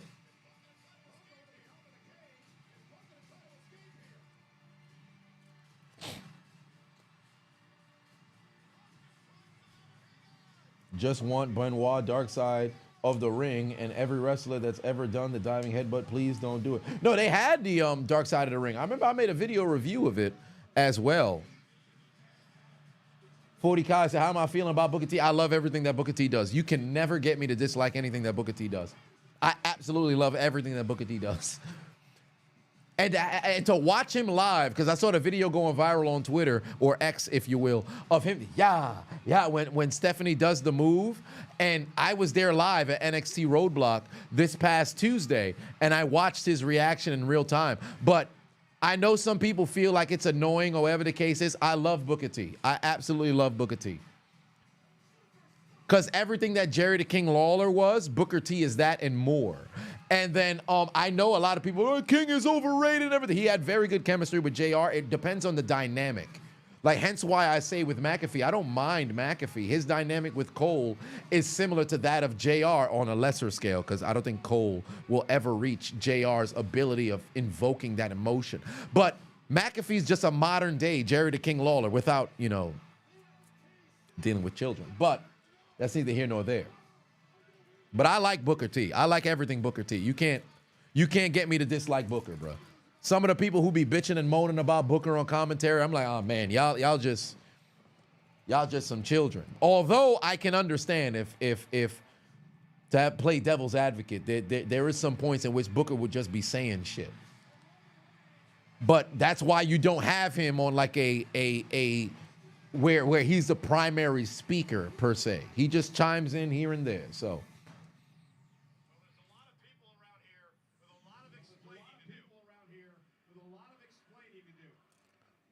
All right, here we go. Oh, well, it's Seth Rollins coming out now. By the way, that cage match last week, fucking spectacular. Who's going to replace Michael Cole when he retires? Believe it or not, I say it should be Corey Graves. What are these shoes that Seth Rollins has here, bro? You know, I saw a tweet when they said that the Titantron always matches whatever it is that Seth Rollins is wearing. And now I see it. That joint is actually legit.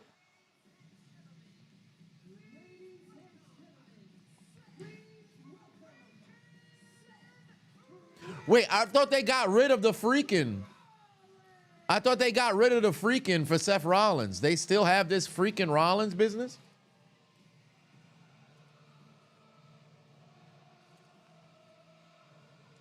Remind you, the Shield is still here. CM Punk created the Shield. Roman and Seth, Shield brothers, despite their differences, indeed. Seth not dressed as a JoJo character. Something's about to go down. Yeah, and them goofy ass boots. Something about to go down.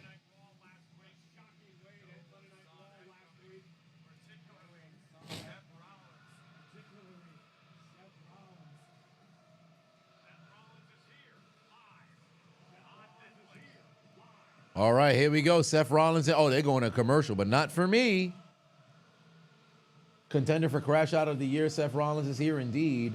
Who that for life? Chris Batuan said Morano could have been the Mauro Ronaldo. Yeah, he could have been the modern day JR. Because the only thing what made JR so special, and I saw some tweets. And I think it was just people looking for engagement, or people who didn't have an opportunity to live through JR in his heyday, make it seem as if, well, JR wasn't really that good on commentary. All he did was yell. I'm like, all right. Y'all motherfuckers. It's at this point, you got people who just hating just to hate, bro. JR made you feel like legitimately, the best way you can explain commentary is if you couldn't see what's happening and you listen to the match on radio, JR's commentary, and mind, my eyes are closed right now. JR's commentary made you feel what everybody was watching. It's incredibly difficult to be able to make something like that happen. JR is the greatest commentator of all time. Some can say Heenan, well, maybe not so much Gorilla, But some will talk about other individuals. JR is the greatest of all time. And he did it in the greatest period of all time. And he was doing it it wasn't just the Attitude Era. He was doing it when he was in the motherfucking WCW. He was doing, even his backstage interviews and everything. Like, JR was masterful at everything that he did. He's just old now. Net Strike in the building. What's going on?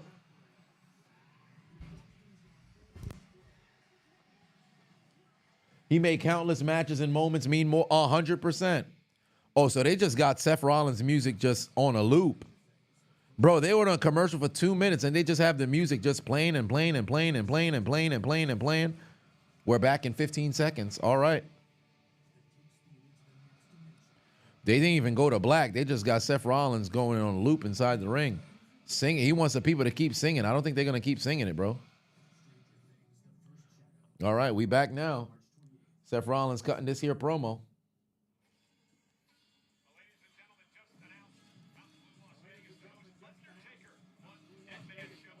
Undertaker. Anybody's ever gone to Undertaker's One Dead Man show? Has anybody ever gone to the Undertaker One Dead Man show? I can't recall if he had one at WrestleMania last year, but I remember there was one that wasn't distant from where I was. I considered going, and then I said, I'll pass. I remember I went to go see Jake the Snake 10 years Alpha ago. Kenny Body 12 is now following. That might have been the same day I met Andrew Schultz. I think it was the same day I met Andrew Schultz. Where I went to Jake the Snake had something similar to that. That was pretty cool. Oh, Chess, you saw the Dead Man show? How was it? How was it? 40 said you've been to Foley's show. I forget why I didn't go to Foley's show. I think something came up, but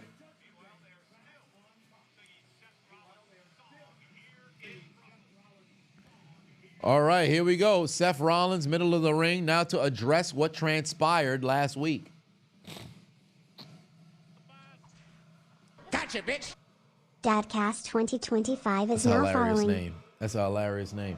Fella said, why do you look bored when Seth wants to take a promo when he's the best of his generation? I don't know about the best. My thing with Seth is, when he's serious, I love Seth Rollins. When he's doing the goofy stuff, I hate Seth Rollins. Because I've said this before, I'll say it again. Shawn Michaels, AJ Styles, Seth Rollins is the best performer of this generation. My issue that I have with him is like, you ain't got to come out and all this other bro. When he's in a feud like he was in with McIntyre, like he's in with Punk, it's the best work of his fucking career. Even his stuff with Roman, best work of his fucking career because it feels real. He don't need to do all this goofy motherfucking shit. Just go out there and cook. That for me, best. I would love Seth Rollins if that was the case. And I don't even mind him. I don't hate him. But I just don't like the goofy stuff because he doesn't need it. He legit don't need it. The whole, whoa, I get it. Okay, you have the entrance song. Everybody does. All right, cool. But you ain't got to do all this other goofy shit, bro. Just go out there and cook. And KC, you know what's wild? I can't even consider it like the Joker per se because he doesn't even present himself as that's the case. Like if he was some sort of sadistic motherfucker who like laughs after inflicting all kinds of pain and it was actually like a Joker gimmick, we good. But that's not even like what he's presenting. So it's confusing for me. It's so I just don't like it.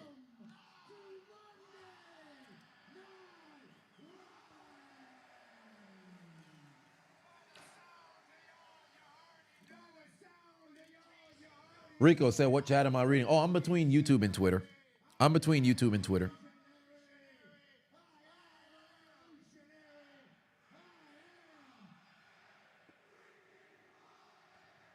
All right. Here we go. Seth Rollins, middle of the ring. The people still singing his song.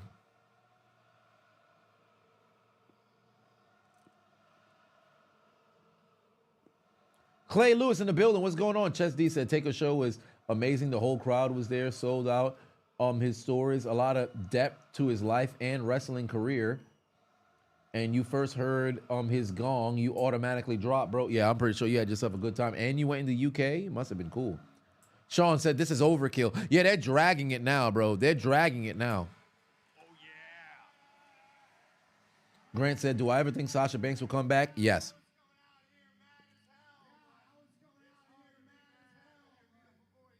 Joe Johnson said, bro, what? The goofy part is a part of his character. It's like telling you to stop being the Chisel Adonis. Ah, no, not necessarily. I think it's different.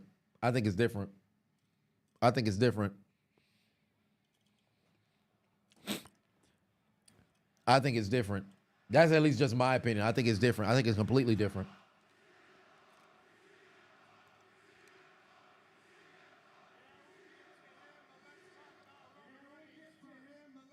Because it's like two completely different elements. I don't think they're one and the same. I think it's two completely different elements. You can do one without the other.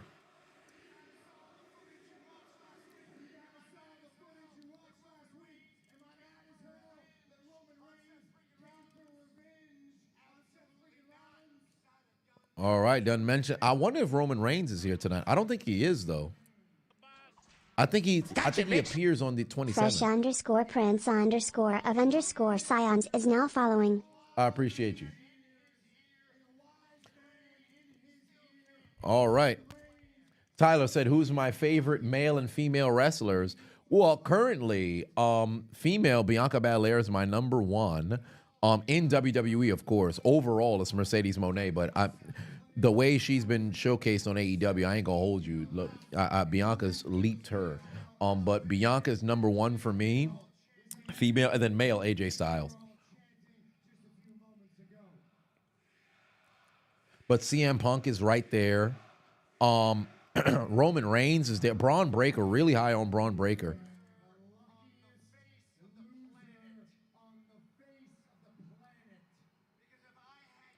KC said, is Punk more over now than he was 10 years ago? Yes. Yes. I think that 7-year gap did nothing but actually benefit his career, believe it or not.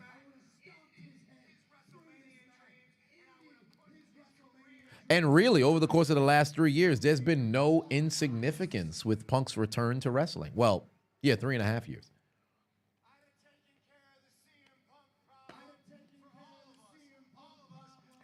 Adante said, would I rather listen to Bree Mode on repeat for 24 hours or take fashion advice from Seth Rollins? Take fashion advice. I'm not listening to Bree Mode for 24 hours. I promise you, I'm going to commit crime if that happened. By hour number 2, somebody's going in the grave. Tyler said, thank you for answering the question. Love from London. Well, I appreciate you. Much love. I might actually come out to London. Maybe not this year, but maybe next year. Well, then again, I need to have an international trip this year, so we'll see. Who said you missed my vids? I should be a commentator in the NFL. Why, thank you. That's high praise. I appreciate you. Who is AID? I appreciate you. Yeah, the crowds are amazing out there in Europe. They're doing a hell of a job.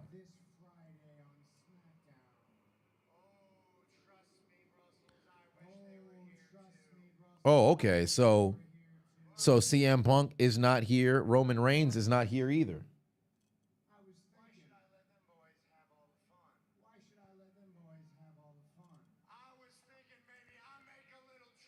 Oh, wait a minute. Seth Rollins saying he's going to be there on SmackDown as well.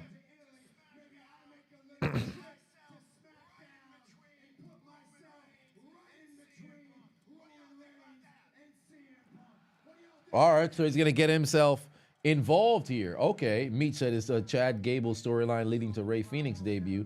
Feels like a swerve coming. I think so. At first, I thought it was going to be like the return of Aleister Black, but we'll see.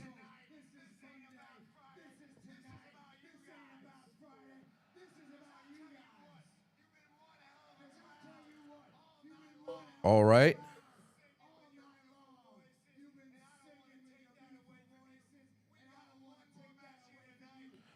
Oh, one more match. Main event. Okay, so Seth Rollins come out here to pretty much hype up the crowd. 14 grams of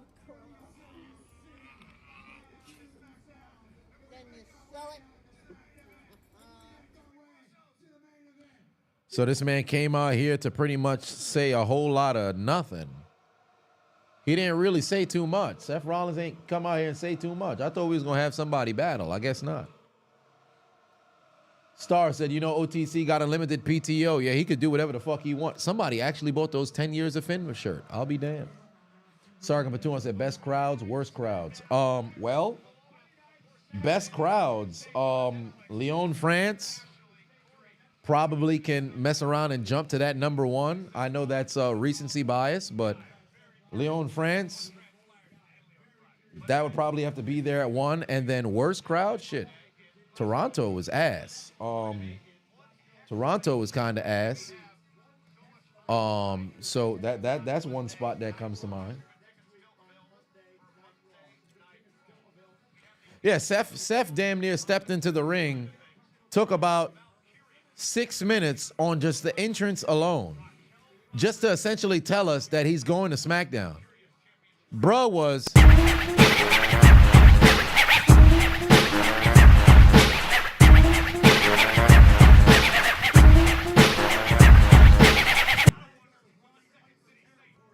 All right. Oh, next week in Scotland, start time for Raw is at 4. Oh, Jesus, I'm going to miss Raw. Well, technically, I'm going to have to watch it on the plane because I'm going to be, let's see here, next week, I'm going to be on a plane to Hawaii. Let's see. How long is the flight? I'm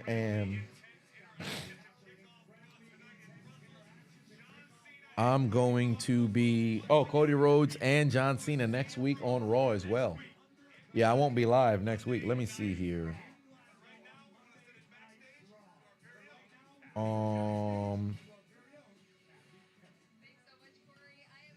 Yeah, by the time that the Raw would be going on, I'm pretty much going to be on the damn flight, so I wouldn't even be able to make it back to go live. All right, AJ Styles backstage. Oh, they singing it. They singing it for AJ Styles.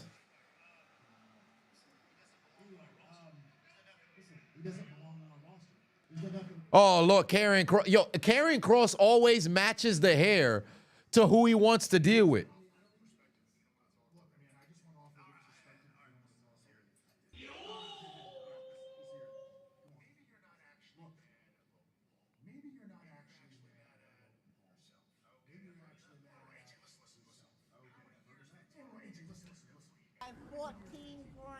Mud Patoon said, hi, everybody. What's the score of the current game? Would you stop with the score? I appreciate you. Dad Kaz said, do I have any updates on the Wyatt 6? Well, I think most likely it's going to be something after WrestleMania, and it's going to involve Alexa Bliss. Zohawk Gaming is now following.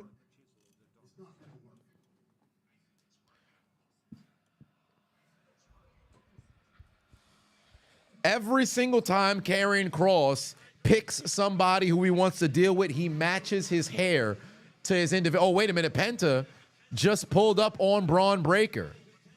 But Braun Breaker is getting ready for that title match. Yo, how much graffiti is in this damn arena, bruh? Golly.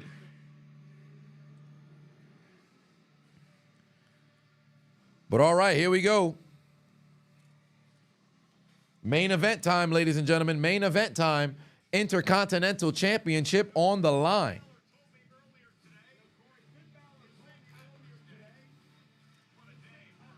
Mud said, I think it's best for you to stay here and stream. And not go to Hawaii?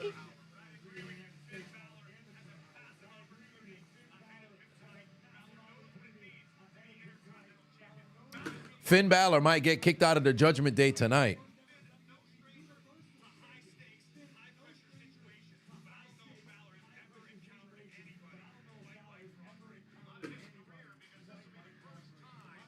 Yes, indeed. Happy St. Patrick's Day. By the way, that reminds me. Let me go and get that goddamn order now of the Broken Skull beers. Oh, what the hell? They had a special 316 double IPA? Oh, man. I missed out. They had a special 316 IPA for Stone Cold. I'm sick. Oh, it's a double Skull IPA. Well, what do you know? I should have ordered it. I am sick. I guess it was just a unique design, but I ain't tripping over that.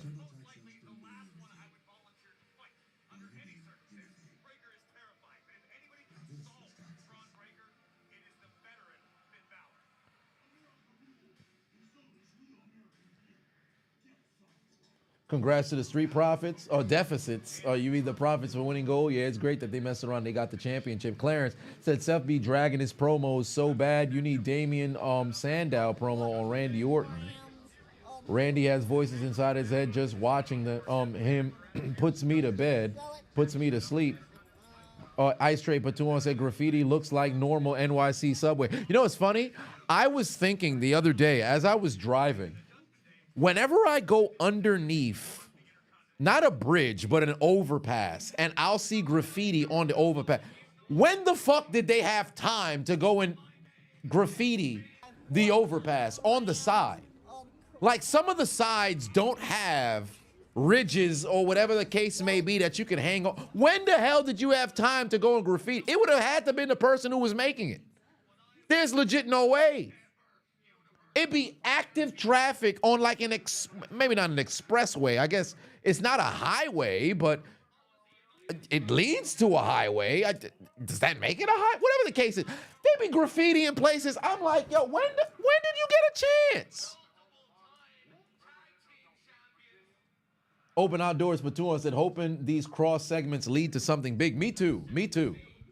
Because legitimately, it's all of us who have to look so heavily into it online, trying to piece things together to make Karrion Kross, matter per se. Because it doesn't feel like WWE is making him matter. Oh, Finn Balor's cutting a promo, but it's not really going anywhere. Ah, damn, I wish I could have got this 316 Stone Cold Double IPA.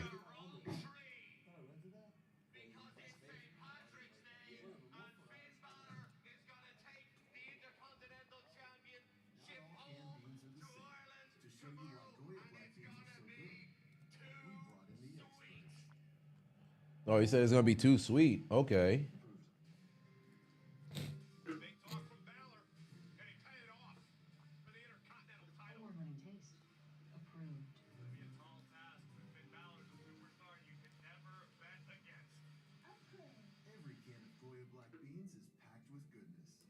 What do you know?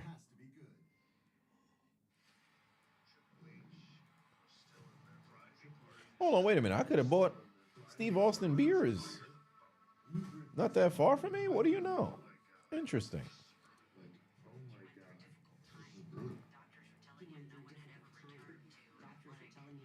No pop. Seth Rollins? Well, I don't know about no pop, but we'll see. We need a Vice documentary on graffiti artists and how they get places. I agree 110%. Need that. Monty Moore said, come to GA, get me all the Broken Skull IPA I want.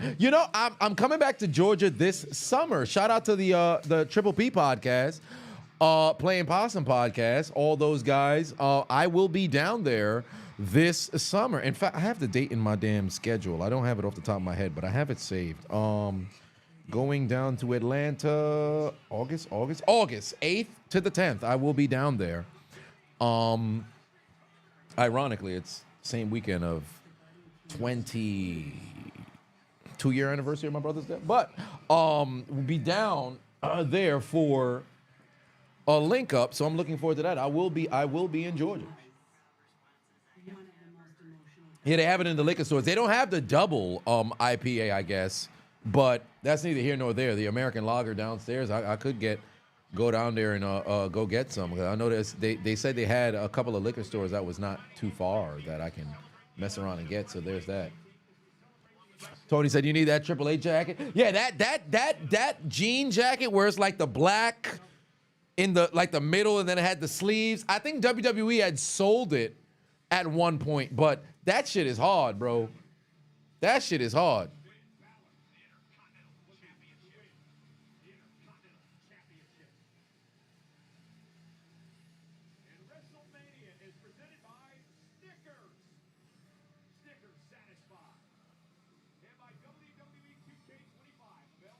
With the blade cut is crazy.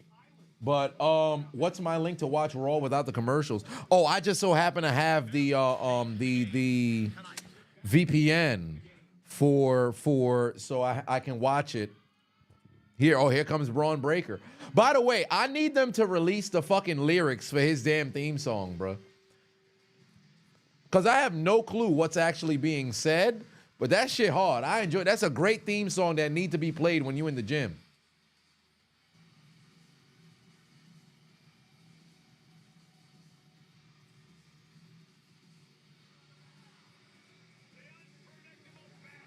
It's going to be a good one.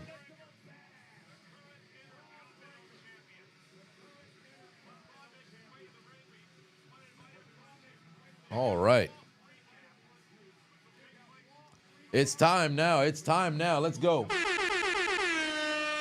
OG said, why the fuck Raw on at 5 on the East Coast? Because it's in Europe. It's in Europe.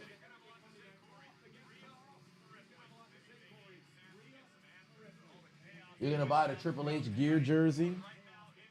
Who would win, 02 Triple H or 06 Perk Angle? 02 Triple H. And we calling it Peak Angle because Kurt Angle asked us to.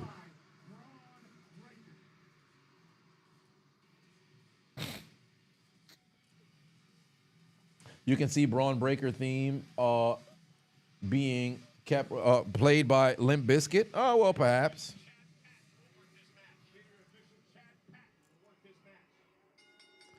All right, here we go. Intercontinental Championship match.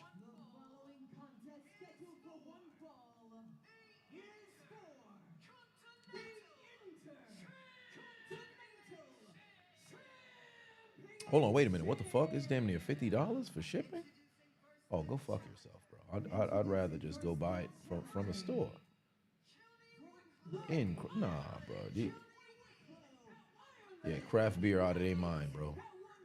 Craft beer out of their mind, bro. Motherfucker, $50 for shipping? Come on. Alicia Taylor creeps you out?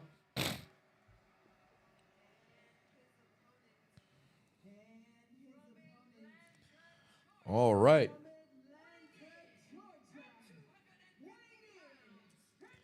Here we go. Damn, look at the face of Braun Breaker, bro.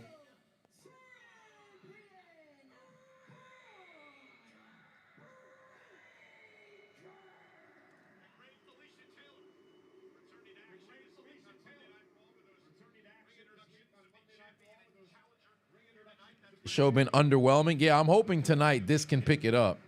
I'm hoping this match can pick it up because Raw kicked off incredibly strong and then it's kind of just been So we'll see.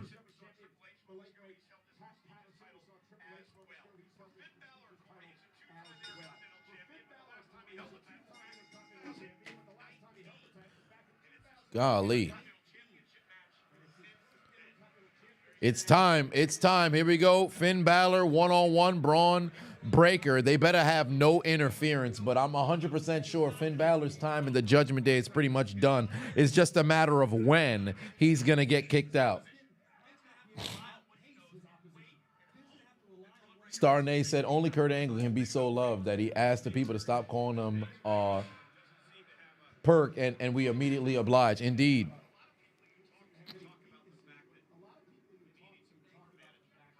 Has Raw been ass? I don't want to say ass, but it's been melancholy. It's been mid, if you will. Brother Brown said, great thing about Netflix in the past, this would have been recorded, chopped, and prepared to air as a pre-recorded show on USA Network. Netflix be like, nah, we just go live, dog. Yeah, that's a fact. And what actually sucks about it is if you wanted to watch the show back, once like somebody would have to pretty much post the entirety of the replay, and that's the only way that you would get it, at least before it goes and broadcasts live. Dom screwing Finn versus Dom at Mania. Believe it or not, that wouldn't have been a problem, but I don't know if that's going to be enough to mess around and be a Mania match, depending on how it's, done.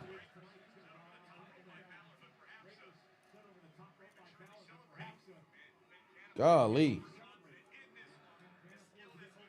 All right, here we go. Braun Breaker, one-on-one Finn Balor. They're back inside the ring. Shoulder blocks to Finn. on the doggone turnbuckle. We're at what now? 5:09? Yeah, so we got maybe 20 minutes to go in this match. It could be 25, but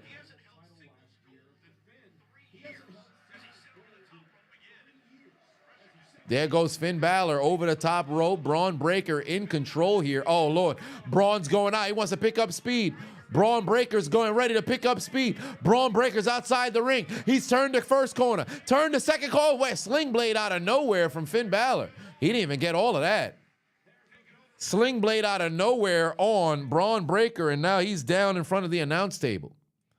They go into commercial, but not for long. God damn.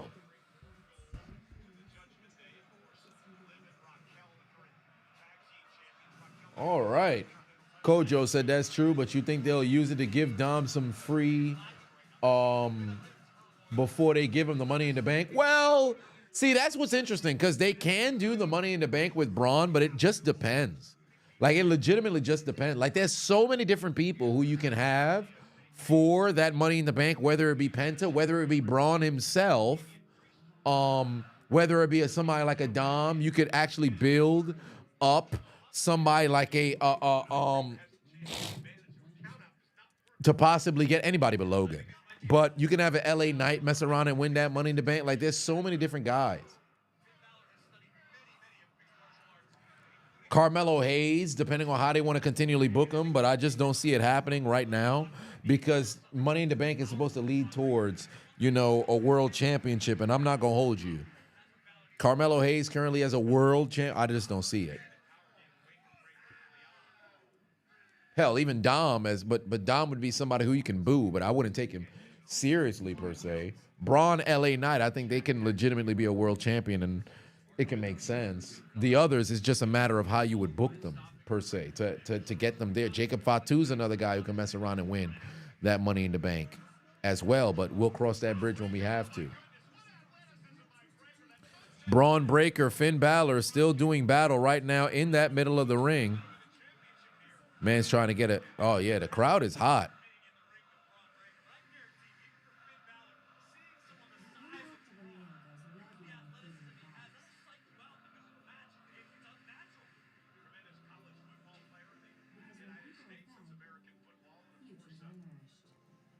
Melo can't win a match. No. He won. He won some matches. I mean, did take that L against Randy Orton last week, but whatever the case may be, Melo, I think it's just. They just have to figure out how to make him seem like he can be an actual star. Because all this Melo don't miss, all this other stuff, it's been falling on deaf ears for all intents and purposes. Deron in the building, what's going on? Yeah, work right there while your mom is watching Raw at home. I'm glad that you're able to tune in, or I should say she can relay the info to you. You waiting for Braun versus Jacob? I think they'll cross paths soon enough. Money in the Bank should be at WrestleMania, not its own pay-per-view. I agree 110%. I've been echoing that for years.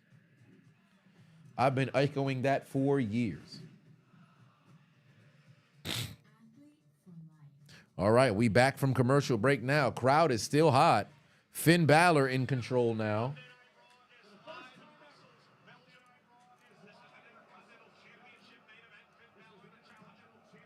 Melo needs to turn from cocky heel that loses to a crash out heel that cheats all the time. I would not mind that. Oh, good right hand from Braun. It looks like they're exchanging hands right now. Braun with the overhand right. Well, they're not really exchanging hands. It's all Braun.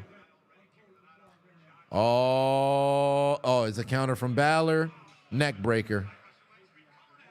Russian leg sweep neck breaker onto Balor. Well, then again, it's not a neck breaker. It's just a regular Russian leg sweep.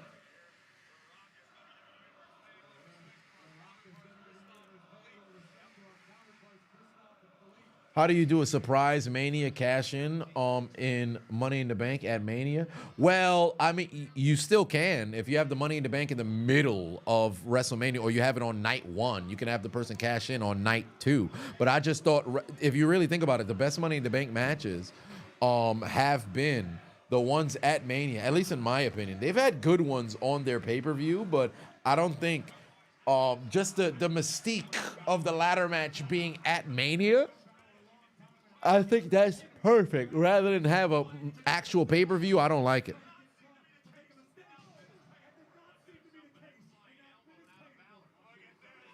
You would have booked Sammy versus Gable for the IC title so much better with Gable attacking Sammy, injuring him, and forcing him to release the title. I don't even think he would have had him to release. I think Gable legitimately winning it outright would have been cool. All right, here we go. All momentum on Braun Breaker at the moment. He got Finn Balor laid out, middle of the ring. Oh, no, the Judgment Day's getting involved. The Judgment Day's getting involved. Carlito and Dominic Mysterio ringside.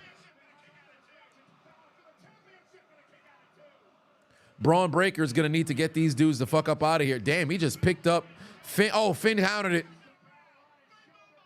Finn countered it right into, what was that, the final cut that the Big Show used to do?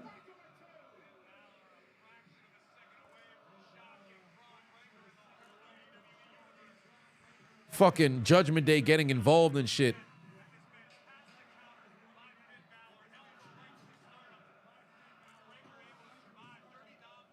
Golly. Lone Wolf, it's because it's on, it's European. All right, here we go. Right hand, or I should say right foot right there. Oh, they cheering Dom, you suck out there in Europe. Loud Dom, you suck chants. And I agree, Dom does indeed suck. Boo Dominic. Boo Dominic. Oh, Finn Balor's incredibly confused as to why they're out here. I guess he didn't want their help with the old Judgment Day script. Uh-oh. Braun Breaker, oh my God, look at the fucking speed. Braun Breaker with a huge right hand off all kinds of momentum running those doggone ropes.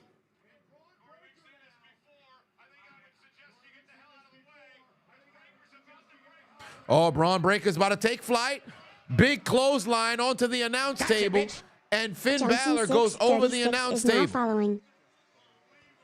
Braun Breaker with magnificent athleticism here. Son putting a hurting on mans. He's putting a hurting on mans. Yeah, boo Dominic. Keep booing Dominic.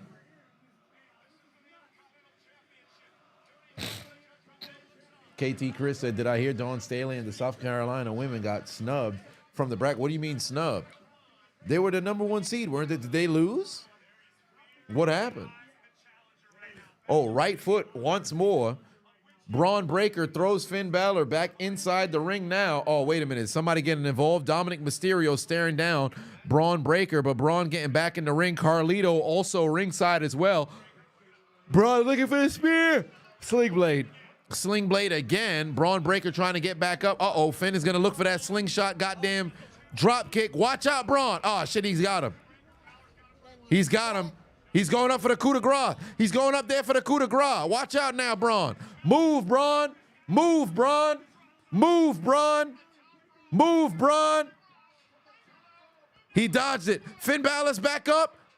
Dodged the spear. Jumped over Braun Breaker. Roll up. Kick out by Braun Breaker. Sarga Pateno said Judgment Day has lost a lot of its aura power since Edge, Damian, and Rhea left. The only thing they got, or the only power they got left is in the women's tag titles. By the way, who should have taken those titles? I actually like Liv and Raquel having it currently, and we'll just wait to see what women can take the title off them, because as far as I'm concerned right now, I don't see another women's team that should have the titles over them, because Liv is doing magnificent work. And to be honest with you, Liv not being in a singles match at Mania actually bothers me, and her not being involved in the main title picture bothers me. So they're gonna need to put together a women's match to put it on Mania, because it's crazy to think that Liv would not have a match on Mania after the magnificent year that she had. Good counter by Finn Balor. Kicked off at the top of the head off Braun Breaker. Braun Breaker's down. Finn Balor's going for the coup de grace again. Finn Balor's going for the coup de grace again. Oh, Breaker got back up. You know he's going to look for that motherfucking Steiner. He's going to look for that Steiner-Rana, if you will.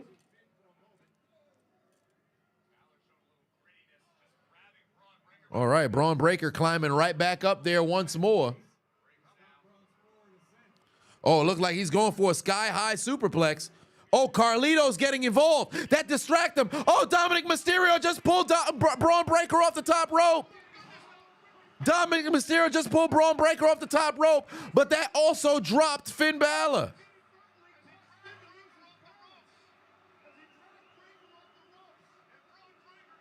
Oh, he just dropped down Dom. Finn Balor's in trouble. Down goes Carlito now. Oh, man. Yep, that's pretty much going to be the end of the Judgment Day now. Oh, boy, the Braunsteiner just took him down. And there's the spear. I didn't like that spear. He, like, jumped into that spear. I didn't like that spear, but that's it. Finn Balor just took an L. That's over. Braun Breaker retains. Judgment Day breaking up tonight. Judgment Day breaking up tonight. Finn Balor takes an L. Again. Finn Balor takes an L again.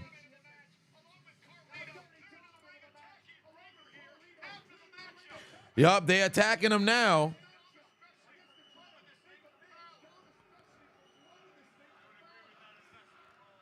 Now they attacking, they jumping Braun Breaker now. Dominic Mysterio just grabbed the IC title.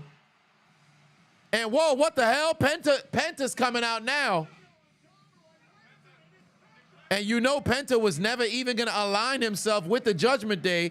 Super kick to Dom, super kick to Carlito, spear on Carlito. Penta just grabbed the IC title. And now Penta's got the IC title and he's staring a hole into Braun Breaker. Braun Breaker staring back at Penta. I don't know why this man said, what if Penta joined the Judgment Day? Why would Penta even consider joining the Judgment Day? I'm so confused about that. But Penta's holding that IC championship, staring a hole into Braun Breaker, sticks the title right into Braun Breaker's chest. Could this be the matchup for Braun coming up at Mania? And Braun holds up that title. And Penta saying he got no fear. All right, let's see. Braun Breaker staring down Penta. Penta just left the ring. I don't know why the fuck Dom said, what if Penta joined the Judgment Day? I'm so confused about it.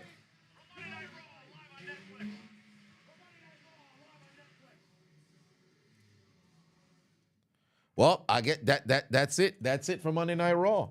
That's it for Monday Night Raw. Believe it or not, Braun could mess around and retain, to be honest with you. Braun could mess around and retain. That was about like a 6 out of 10 Raw.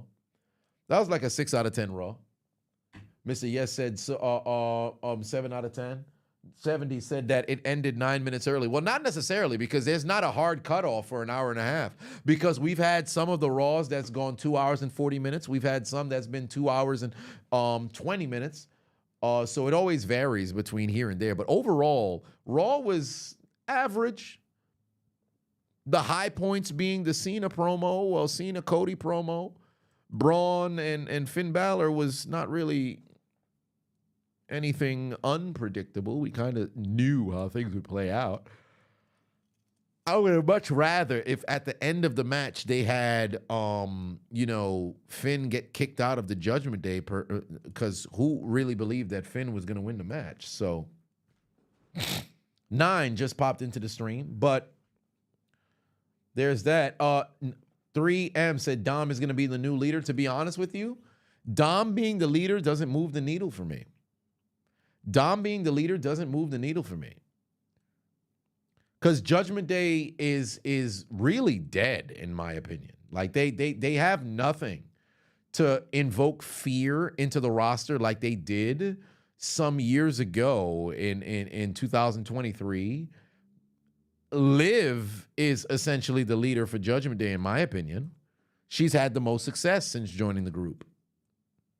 So, but nonetheless, Finn Balor takes an L. Triggy Trey said, you forgot Raw was earlier today. You just woke up from a nap. What did you miss? You missed a number of things. Trigita32 just resubscribed for 18 months. I forgot Raw was early today. Just woke up from a nap. What did I miss? Aleister Black being the new leader of Judgment Day. Now, that would be interesting. That would be interesting. But ultimately, CENA spoke for the first time since turning heel and said, well, it was the people who turned on him. Cody Rhodes came out to confront him and called him a bitch to his face. CENA said nothing after that and departed from the ring. Dakota Kai defeated Ivy Nile. Rey Mysterio and Dragon Lee defeated the American Made. Well, just American Made, not the American Made. There was another masked American luchador that stepped into the ring. Ludwig Kaiser lost in a no-holds-barred match against Penta.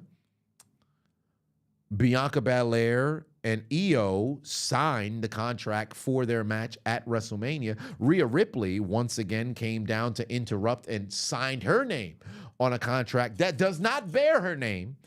And it appears as if she will be there at WrestleMania as well. And then last but Seth Rollins said that he will be on SmackDown to confront or get in between CM Punk and Roman Reigns. And finally, Braun Breaker retained his IC championship. So that was pretty much it for Monday Night Raw. Average Raw for all intents and purposes. Good, started out strong, ended strong, but the middle was kind of whatever the case may be. Decent match, decent show. We're back Friday for SmackDown. Looking forward to that. I am getting ready for what should be a extensive run. I actually don't know how long I'm going to run, but today's the final day of 75 Hard. And I will have completed said challenge. Only thing that's left is, of course, my second workout. I've got 1.5 liters of water that's left to go. And then I have to also finish my reading, 48 Laws of Power. But whatever the case may be, this has been a very good challenge. Thoroughly enjoyed it. So I will run. It'd be hilarious if I do a half marathon. I don't know how I feel, but we'll see how long I decide to go and run. But how would I rate Cena's promo? Maybe like an 8 out of 10. I thought he was going to do the fine speech, but maybe he'll do it next week. We shall see.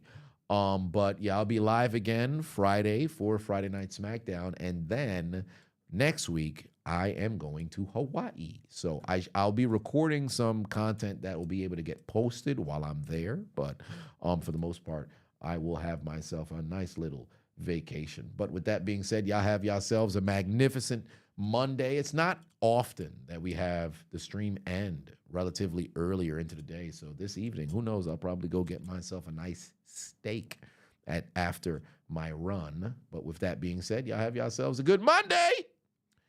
And I will see you guys later on the channel. Y'all have yourselves a good night. Eddie, take us out. Good night. Suck my dick. Bye-bye.